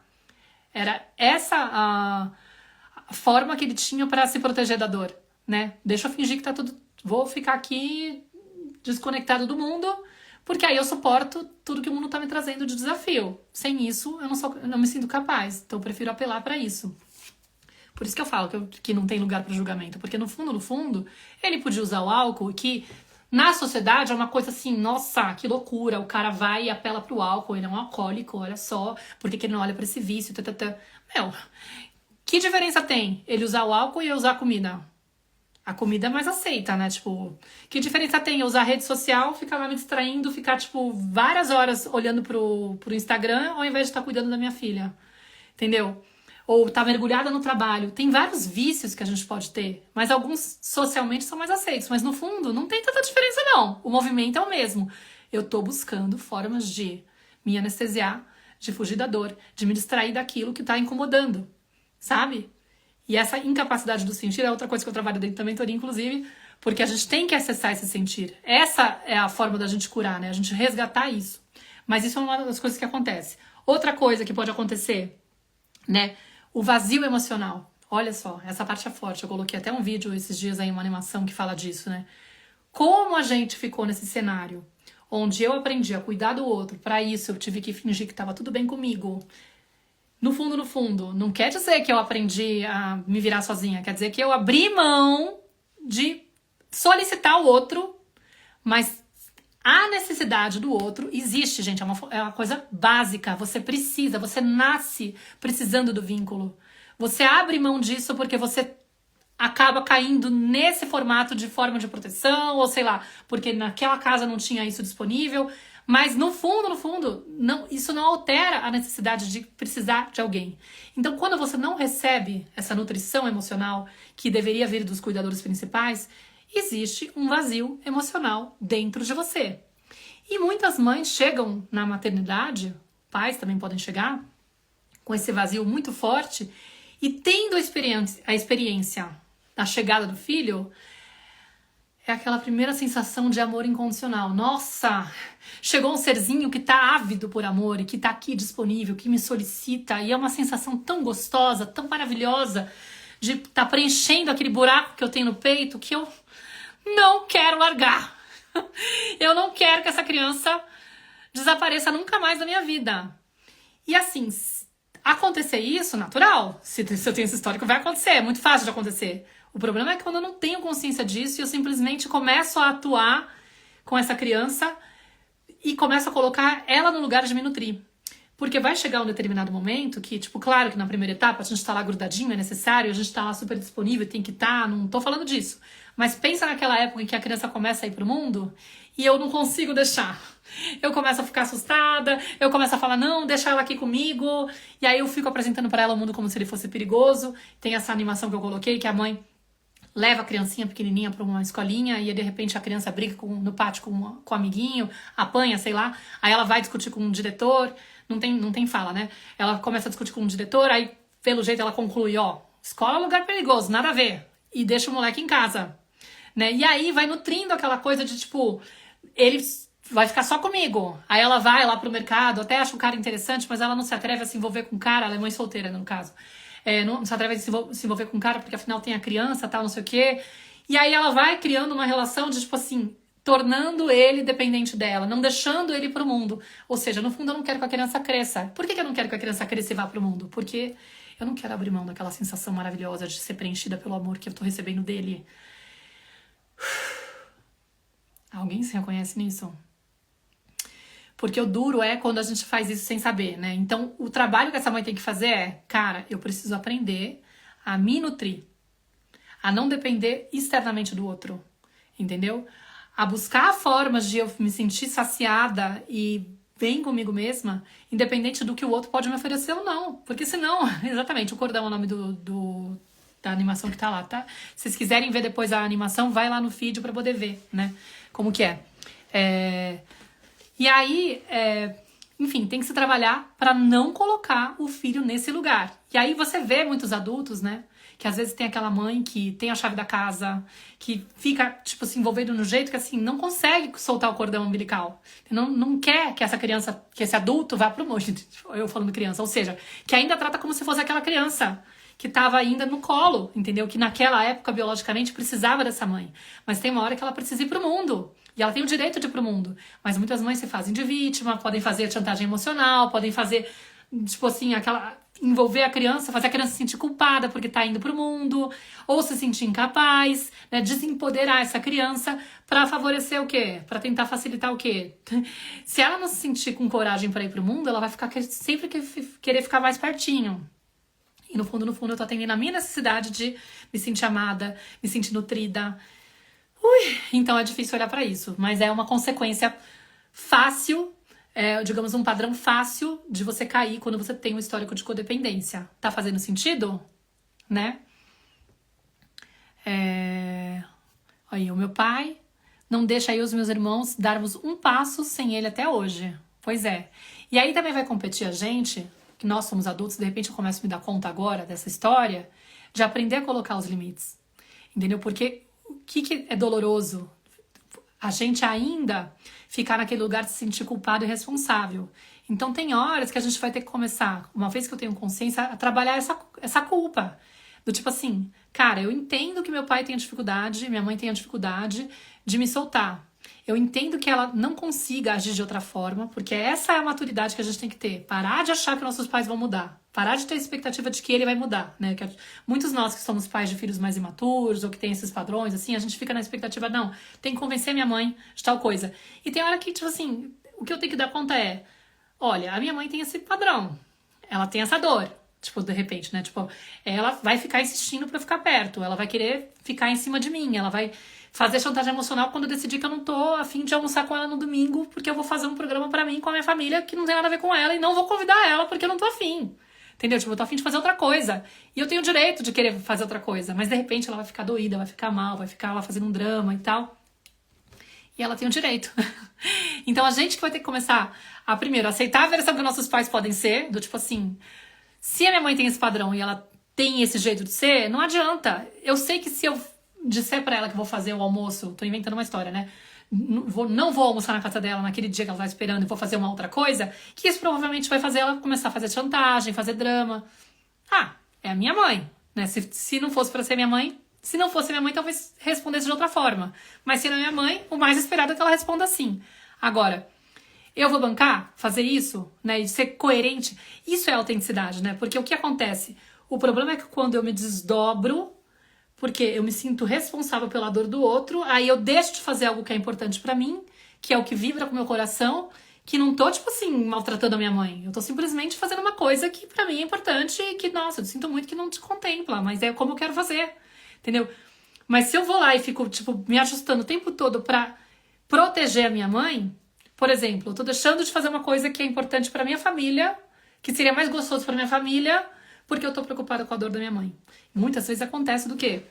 A gente tá lá, né, na casa dos nossos pais, querendo fazer alguma coisa com os nossos filhos, agir de uma forma com os nossos filhos para, por exemplo, ser mais acolhedor com eles, mas fica tão preocupado com a reação dos pais, eles vão ficar bravos, vão ficar decepcionados comigo porque eles não concordam com esse tipo de educação, eles acham que eu deveria ser mais agressiva, mais não sei o que lá, e de repente a gente se vê agindo de uma forma mais intolerante com os filhos, mais fria, mais autoritária, às vezes até batendo nos filhos, como eu já vi muitas mães relatarem pra mim. Tipo, eu não bato nos meus filhos, mas quando eu vou pra casa da minha mãe, ela fica insistindo, e já aconteceu, né, de eu bater neles na frente dela, só porque eu percebi que ela tava esperando isso de mim. Gente, isso é traço de codependência. Isso eu tô cuidando da minha mãe, tô cuidando da dor dela, e me importando muito mais com a dor da minha mãe do que com a dor do meu filho, que é o ser vulnerável nessa relação, que é quem não pode escolher estar ou não naquela relação, que não pode colocar um limite na mamãe e na vovó, entendeu? Então, assim, quando a gente se dá conta que o que tá governando a gente é a dor da nossa criança interior, que se sente pequenininha naquela hora e sente que, tipo, a mamãe quer que eu obedeça a ela, quer que eu seja boazinha, o boazinha aí é fazer o que ela quer, né? Fazer aquilo que ela espera, para que ela não fique mal, para que ela não se sinta incomodada. Peraí. Hoje eu sou adulta, eu vou levar a minha versão adulta para essa casa, vou entender que a minha codependência, sim, fica gritando dentro de mim, tentando dizer, ai, coitada da tua mãe, o que você tá fazendo com ela? Você não pode. Tipo, isso era o que você fazia lá atrás, mas hoje você pode, com muitas técnicas aí de autorregulação, olhar pro teu corpo, sentir seu corpo nessa hora e falar assim, né? E no desconforto, né? Inclusive o Wesley tá aqui, né, assistindo a live, não sei se ele ainda tá, mas a gente acabou de gravar o episódio da Tenda Materna sobre parentalidade, sobre paternidade e autoconhecimento, né? E ele tava escrevendo de forma lindíssima como era bonito pra ele ver a mulher dele argumentando com os familiares que ficavam criticando ela, num lugar super desconfortável, do tipo assim, cara, eu não vou deixar de me posicionar, eu não vou deixar de me defender, não vou deixar de defender a minha filha, né, porque eu vou incomodar essas pessoas com a minha opinião. Porque é um lugar que eu super reconheço, porque é muito difícil desagradar quando você é codependente, entendeu? Quando você fala assim, cara, aquilo que eu falar vai gerar mal-estar, e às vezes a gente não sabe se colocar, não consegue colocar um limite, vocês percebem? Só que tudo isso reverbera também na maternidade, porque se eu não consigo colocar limite, esse é o exemplo que eu tô dando pros meus filhos. Vocês entendem? Todas as nuances que podem acontecer. Acho que dos pontos que eu tenho aqui de coisas que podem acontecer na maternidade ou na paternidade são esses, assim, os principais, tá? Fez sentido pra vocês? Aí, ó, alguém falando assim, nossa, eu fui em tantos encontros de família que foram ruins, que eu não queria, pra atender um padrão. Muitos anos de terapia, muita cura, né? Exatamente. E ao invés de olhar pra criança, a gente acaba fazendo esse trabalho de se preocupar com o adulto. E eu sempre falo, gente, adulto pode cuidar de si, tá? Eles são grandinhos, eles são adultos, eles podem cuidar das próprias dores. A criança não. A criança não tem como sair daquela situação. E aí você vai falar assim, ah, mas minha mãe não consegue dar conta, ela passa muito mal. Sim, mas ela tem o direito de não dar conta. Tipo, ela tem o direito de escolher não fazer nada a respeito disso. E você não é responsável pela escolha dela, é assunto dela. E essa é a parte da Byron Katie que eu acho linda. Que a hora que você vira e fala assim, tá tudo bem minha mãe ficar incomodada com essa situação, eu não sou responsável pelo mal-estar dela, eu sou responsável pelo meu mal-estar e pelo mal-estar do meu filho, assim, eu tenho responsabilidade pra cuidar do meu mal-estar e do mal-estar do meu filho, mas da minha mãe, que tem 50, 60, 70 anos nas costas, tipo, eu sinto muito por ela, mas eu não posso virar as costas pro meu filho pra preservar a minha mãe, não mais, chega, entendeu? Tava tendo um encontro esses dias de uma mãe compartilhando isso, assim, que ela tava, tipo, cuidando da mãe que tava com câncer, mas ela tava também, tipo, meio que assim, eu não vou ficar fazendo 15 mil coisas pra ela ir por esse caminho, fazer assim, assim, assado. E aí os irmãos que moravam em outras cidades, né, ficavam meio que puxando ela, mas você tem que fazer mais esforço, você tem que convencer a mãe a fazer assim. Aí ela falava assim, ela tava tentando, tipo, tratar a codependência dela. Você acha que eu tenho que fazer de outro jeito? Então faz o seguinte, pega um avião e vem pra cá e faz você. Eu não vou me envolver mais. E eu vi muitas vezes meus irmãos tentando me convencer, do tipo assim, o que a gente vai fazer pra convencer o papai que ele tem que fazer tal e tal coisa? Aí eu comecei a falar, gente, sinceramente, eu não vou fazer nada. Eu vou respeitar a escolha dele. Porque eu não vou mais ficar nesse lugar de gastar tempo e energia com as questões dele. Porque eu tô enxugando gelo. Entendeu? Tipo, a vida inteira enxugando gelo, esperando que ele toma uma atitude. E de fato, assim, foi tão forte que eu fui aceitando até as horas que ele foi desistindo. Ele desistiu de tomar remédio. Ele morreu, no final foi por causa disso. Ele falou, chega, não aguento mais. No fundo, eu sinto que ele meio que fez aquilo que ele prometia, né? Aquele que ele tanto denunciava. Quero largar a vida, não aguento, não quero ficar velho, tenho horror à velhice. Faleceu com 68 anos no ano passado. E teve uma hora que ele jogou todas as fichas. Ele falou, vou parar de tomar remédio. Eu falei, quê? Ele tomava, tipo, sei lá quantos remédios por dia. Dezenas, assim, uns 20 pelo menos comprimidos, não sei. Ele tinha diabetes, ele tinha problema no coração, tinha colesterol alto, tinha psoríase. O corpo dele gritando. A gente sabe que é tudo resultado de trauma. Olhando pro histórico dele, dá pra saber direitinho. Além de... Eu achava que é porque ele não se cuidava, mas assim, era muito do que foi resultado da infância dele, né? Mas enfim, aí ele fez essa coisa aí maluca. E quando ele tomou essa decisão, eu falei, pai, sério? Tipo, a minha vontade era convencer, né? Olha, e tinha um lado meu que ficava tentando pensar, tipo, meu, deixa eu tentar insistir e tal. Mas o outro era, cara, quem sou eu pra saber o que é melhor pra ele? Né? Tipo, eu não sei. Eu não posso colocar 100% a mão no fogo e dizer a melhor escolha é seguir tomando remédio, sei lá, a melhor escolha é lutar pela vida. Não sei. A história dele, a dor dele, o tamanho da dor dele. É você olhar. O que eu acho lindo, assim, do trabalho da Byron é você volta a ver a pessoa como ela é. E você tem a escolha de aceitar ela como ela é. Você ama aquele ser como ele é e não quem você gostaria que ele fosse, quem você acha que ele deveria ser, o que você acha que ele deveria fazer. Faz sentido aquilo que eu falei do... A gente não sofre pelo que nos acontece, mas sim porque a gente tem resistência àquilo que nos acontece? Vocês entendem que tem a ver com isso? Então, quando eu trabalho essa aceitação... Eu já não tô mais lidando com meu pai não deveria ser um cara depressivo. Não, meu pai é um cara depressivo. Essa é a pessoa que ele consegue ser no mundo. E ele é lindo e maravilhoso sendo essa pessoa também. Ele me trouxe muitos ensinamentos com isso também, entendeu?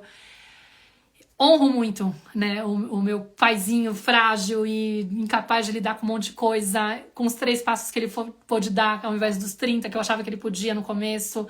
Quando eu aceitei isso, eu tive muito mais amor por ele e a nossa relação ficou muito mais próxima. Eu senti muito mais conexão e muito grata por tudo que ele me trouxe, assim, sabe? Por tudo, mesmo na fragilidade, tudo, porque tem isso, né? Uma coisa que eu brindo vocês no final do módulo da codependência lá na mentoria, eu falo assim, foi muito doído ver a codependência em mim, porque eu percebi que muitas coisas que eu fazia que pareciam ser muito nobres, no fundo eram formas de manipular o outro, tinha muita arrogância da minha parte, de querer empurrar aquilo que eu achava que era melhor pro outro o tempo todo, de querer consertar o outro, e era um jeito de não ficar olhando para as minhas questões, né?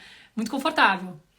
Mas, depois de um tempo que eu fiquei vivendo esse luto, assim, essa dor de, puxa, eu não sou essa pessoa tão linda e maravilhosa, olha só, né, tipo assim, tem um lado aí meio feio do movimento da pessoa que é codependente, que quer salvar, mas no fundo quer essa dependência do outro. Saquei também que, assim, quando você... Por que eles falavam que essas pessoas dos alcoólicos anônimos, quando eles falavam que tinha um padrão parecido, eles sacaram uma coisa muito forte dessas mulheres que levavam os caras para as reuniões, né, para teoricamente ajudar esses caras, elas no fundo colaboravam com o vício deles, né, do tipo, porque no fundo elas queriam ser necessárias. Então, enquanto elas estivessem nessa relação onde elas precisavam ficar investindo na cura desses homens, elas tinham um papel para esses homens, elas tinham um lugar especial para esses homens precisavam delas. Mas a partir do momento que, de repente, esse cara realmente fica bom, será que ele vai sentir necessidade de estar comigo? Então elas têm uma ferida do abandono muito forte, um medo muito forte de ser abandonada. Se tornar necessária ao outro é um jeito de garantir que o outro não vá embora. Não ser abandonada. Então, olho, que tem muita coisa, né? Beleza, isso foi uma sacada que eu tive forte. Eu falei, então agora eu entendi. Tá, beleza. Ui, tapa na cara. Mas uma parte linda que eu saquei também. Que por um lado, por um tempo eu fiquei lá, tipo, com ódio dessa parte minha. Eu falei, eu não queria ser essa pessoa. Mas aí eu fui falando, cara, tudo que eu desenvolvi, olha que lindo. Uma capacidade incrível de ser empática, uma capacidade incrível de detectar a dor do outro e de encontrar soluções, de saber caminhos e tal. E se você olhar as profissões das pessoas que são cuidadoras, enfermeiros, médicos, psicólogos, professores, pode olhar a infância deles. A maioria codependente. Porque tá lá com essa ideia do tipo assim, o que satisfaz, o que realiza, o que me faz me sentir bem comigo mesma, o que me parece assim aquela coisa que me engrandece, é olhar para a dor do outro, é cuidar do outro. Eu tenho esse vício, então eu posso usar para um lado bom também, né? Tipo, então tem muita lindeza nisso, tem muita potência, muita força. Nada do que a gente tem que é disfuncional é só disfuncional, é só tipo, ó, horror e tal. Então eu sempre falo, pra quem for trabalhar a questão da codependência, tipo, eu sei que vai ter provavelmente um luto aí, uma dor do tipo assim, nossa, eu achei que isso era ok, agora eu tô vendo que tem um lado feio da história, tá difícil me aceitar. Depois de viver essa história, não é pra fingir que tá tudo bem, tá? Não faça isso. Entre em contato com essa dor, vive esse luto aí de se olhar assim, de repente entra numa mentoria pra poder ter esse acompanhamento, digita formulário se você tem vontade, porque lá eu tenho um módulo sobre codependência, a gente vai olhar não só no módulo, mas enfim, esse tema vai estar sendo trazido lá dentro, mas reconheça a força que tem, reconheça tudo de lindo que você desenvolveu e a capacidade que você tem. Eu falo, foi ideal eu ter sido, tipo, ignorado nas minhas necessidades lá atrás? Não, não foi. Foi gostosinho? Não, não foi. Foi, tipo, injusto? Foi. Doeu pra caramba? Doeu. Mas, assim, o canto maternal não teria existido, muito provavelmente, se não fosse por essa experiência. Entendeu? A minha capacidade de conectar com a dor das mães e sacar, assim, o que tá rolando, qual que é a dificuldade que ela tem. Nossa, ela tem um vazio emocional, tipo, eu sei o que é isso, eu sei.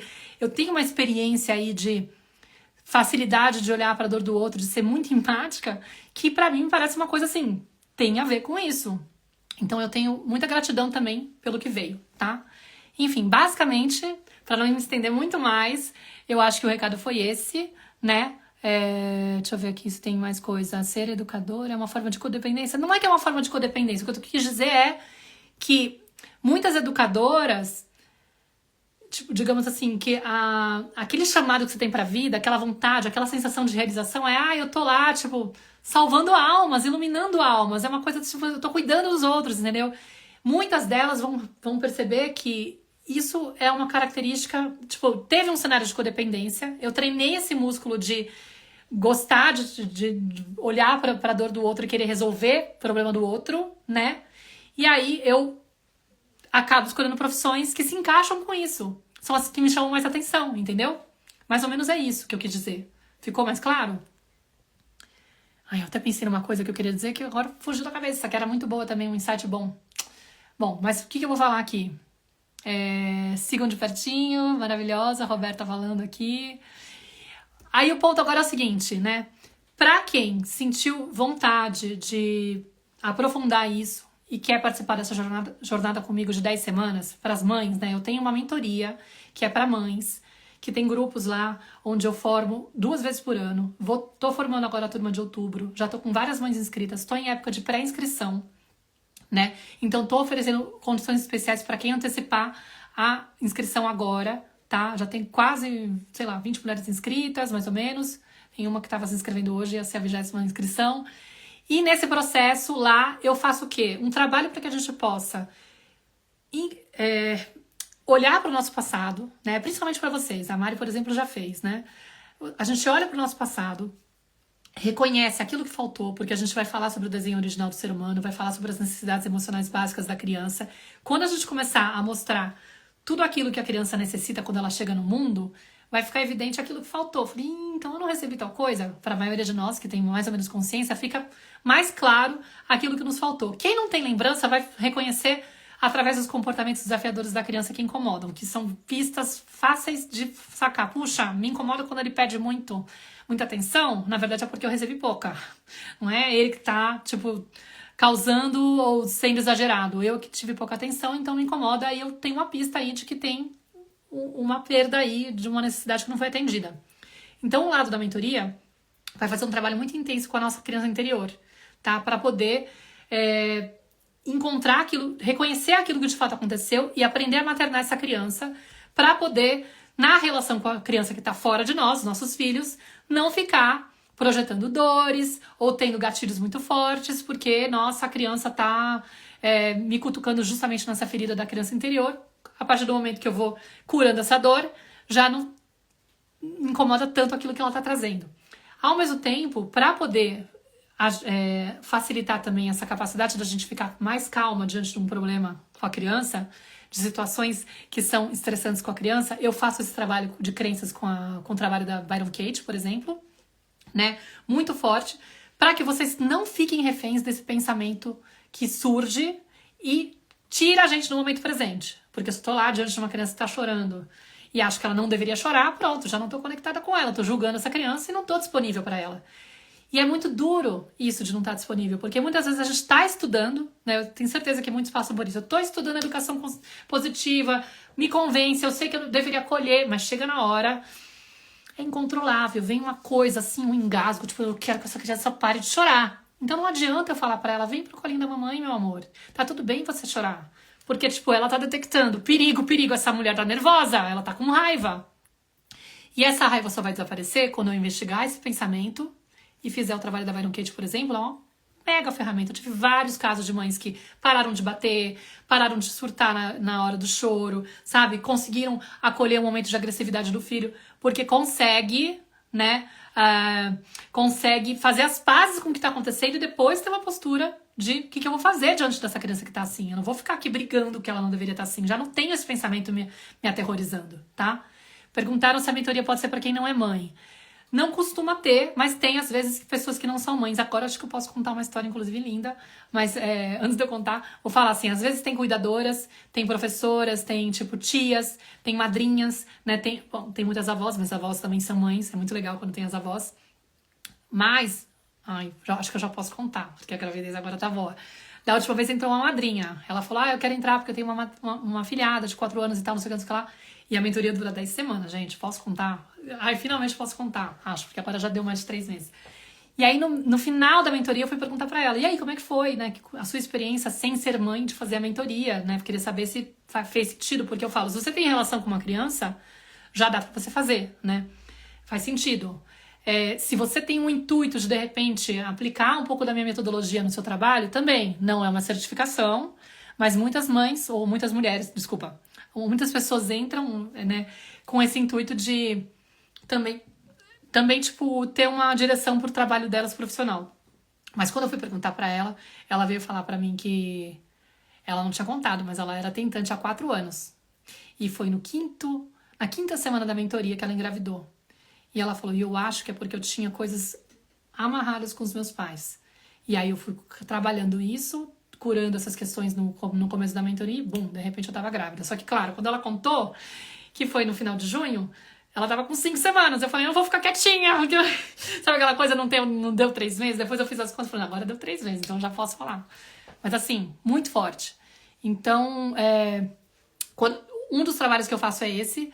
Eu faço o trabalho das crenças também pra gente poder aliviar isso. E aí, em paralelo, como eu tô estudando muito trauma e tal, a gente vai fazendo muito trabalho da gente falando, tô arrepiada, exatamente. Foi arrepiante, a gente chorou, foi o último encontro, imagina assim, nossa.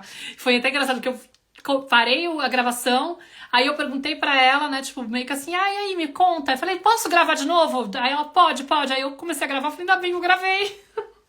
Porque, tipo, eu não imaginava a dimensão do que ela ia falar, não tinha a menor noção. Ela tava mais quietinha, assim, ela tava em todos os encontros, mas ela não tava tão participativa. Aí eu dei uma cutucada, falei, me conta. Foi muito lindo mesmo. Mas aí, o que acontece? A outra coisa que eu vou fazer é trabalhar muito essa coisa da autorregulação, né? Como que eu faço pra trazer o meu corpo para um estado de segurança, porque eu não fui treinada lá atrás. Lá atrás, a maioria de nós tinha que se virar sozinha quando eu tava tendo uma birra, quando eu tava com medo, né? Quando eu tava com raiva de alguma coisa, engole essa raiva, menina bonita não fica nervosa e tudo mais. Então ninguém ofereceu esse treinamento pro nosso corpo de como voltar para a sensação de segurança. Porque, gente, resumidamente falando, quando uma pessoa está com medo, triste ou com raiva, significa que eu estava antes num estado de segurança, sensação de segurança, e de repente eu me senti ameaçada, algo aconteceu que fez eu me desregular emocionalmente e sair desse estado de segurança pro estado de insegurança.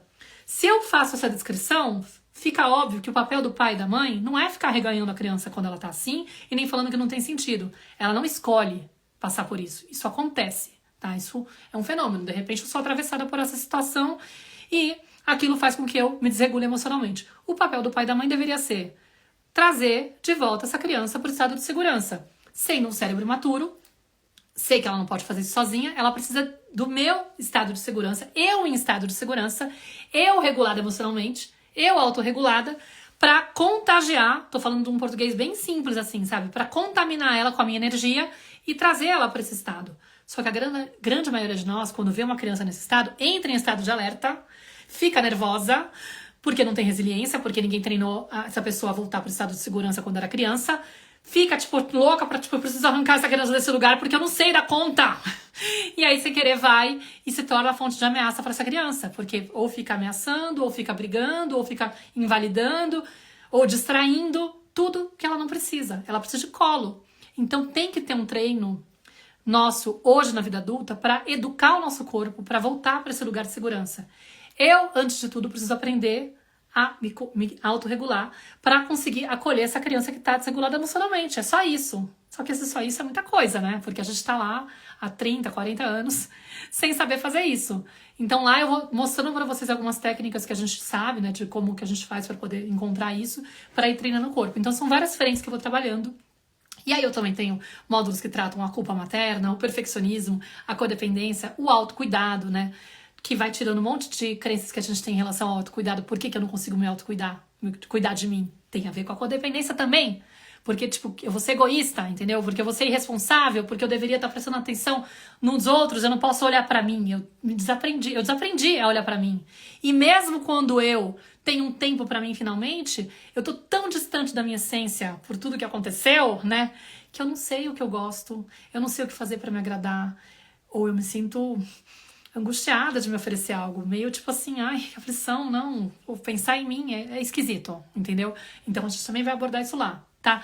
Enfim, isso são algumas coisinhas maravilhosas que a gente trabalha lá dentro.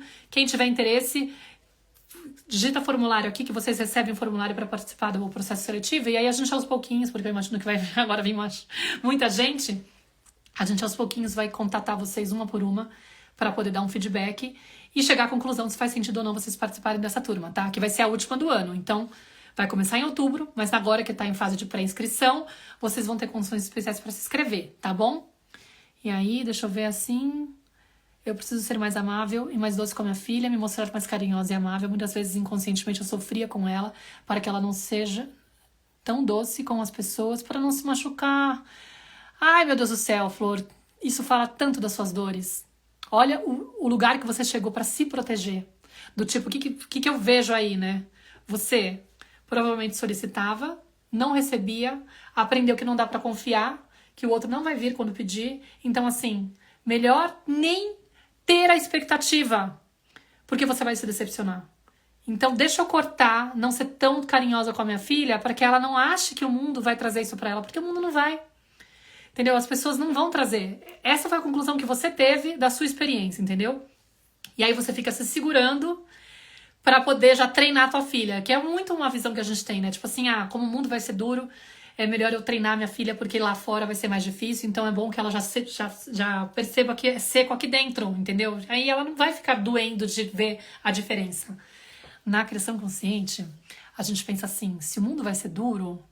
Por que eu tenho que fazer ser ruim dentro de casa? Pelo contrário, eu tenho que oferecer tudo que é de lindo e maravilhoso dentro de casa. Não só para garantir que essa pessoa tenha essa referência, mas também para garantir que ela possa oferecer isso para o mundo.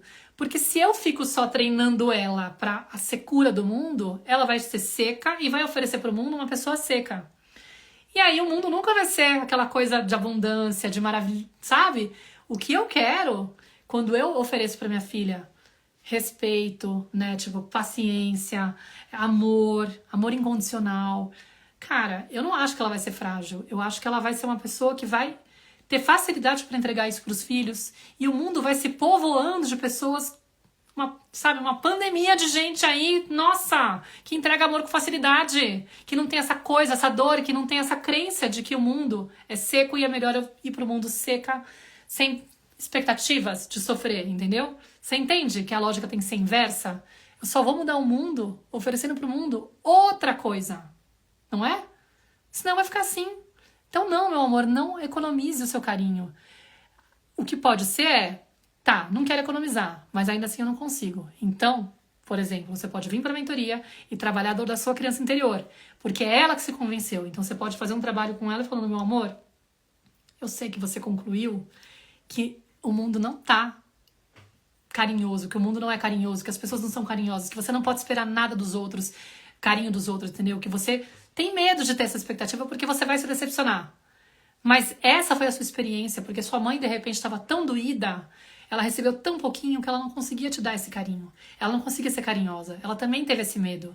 Mas você pode, sim, esperar isso. Você pode, inclusive, oferecer isso. A Ivone tem uma frase linda, né? Que a gente que dá aquilo que a gente não recebeu, dói. Mas é curativo. Entendeu? Então, quando você começa a oferecer para tua filha aquilo que você não recebeu, provavelmente vai doer muito, mas vai ser um processo curativo também pra você e pra ela, entendeu? Então ela tá te brindando, olha que lindo, eu acho isso tão lindo. Ela tá te brindando com a oportunidade de você olhar pra essa dor, de você curar essa dor e de você se tornar uma pessoa que consegue entregar carinho. Porque esse carinho tá dentro de você, só que ele foi atrofiado porque você gerou essa crença, ó, o trabalho da Bari pode te ajudar, inclusive, gerou essa crença de que não é seguro esperar carinho do outro. E agora você, inclusive, acha que não é seguro oferecer carinho pro outro. Porque eu vou treinar minha filha, porque eu vou tipo, passar uma falsa impressão pra minha filha, coitada, ela vai sofrer. Só que olha que louco. Se você tá oferecendo carinho pra ela, não é uma falsa expectativa. É a realidade. Minha mãe oferece carinho, minha mãe é carinhosa. Então não é uma mentira. Você não tá fingindo pra ela que o mundo é assim. Porque você faz parte do mundo, inclusive. Quando você pensa... Se eu ofereço carinho pra minha filha, ela vai acreditar numa coisa que é mentira, de que o mundo é carinhoso e na verdade o mundo não é carinhoso? Isso é verdade? É verdade que o mundo não é carinhoso? É verdade que as pessoas não são carinhosas? Porque se eu sou carinhosa e eu ofereço carinho pra minha filha, já não é verdade. Não é verdade? Já não posso dizer. Porque se eu digo o mundo não é carinhoso, as pessoas não são carinhosas, eu tô dizendo que 100% das pessoas não são carinhosas. Que ninguém tem carinho pra dar. Isso é verdade? Isso é um pensamento que te estressa, que te gera sofrimento, tá? Enfim, é isso aí. Esse é o poder da Byron. Deixa eu ver aqui que eu, sem querer, pausei as vindas aqui das coisas. Gente, eu vou me despedir para não ficar muito longo, tá? Quem tiver aí afim, preenche o formulário para poder participar do processo seletivo. Mas assim, muito obrigada. Quem puder me ajudar a divulgar, ó, pode fazer um print aqui e falar para as pessoas assistirem a live.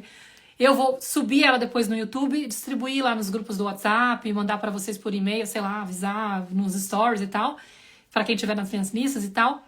Mas não sei dizer se eu vou... Vocês viram que eu soltei aqui as intimidades do caderninho aqui do negócio falando do meu pai com as coisas dele muito íntimas. Então não sei se eu vou deixar muito tempo ela aberta, de verdade. Pode ser que depois eu feche, deixo privada. Então quem quiser assistir desde o começo... Corre lá pra assistir, tá bom? Obrigada aí pela presença de todos. A gente vai se falando.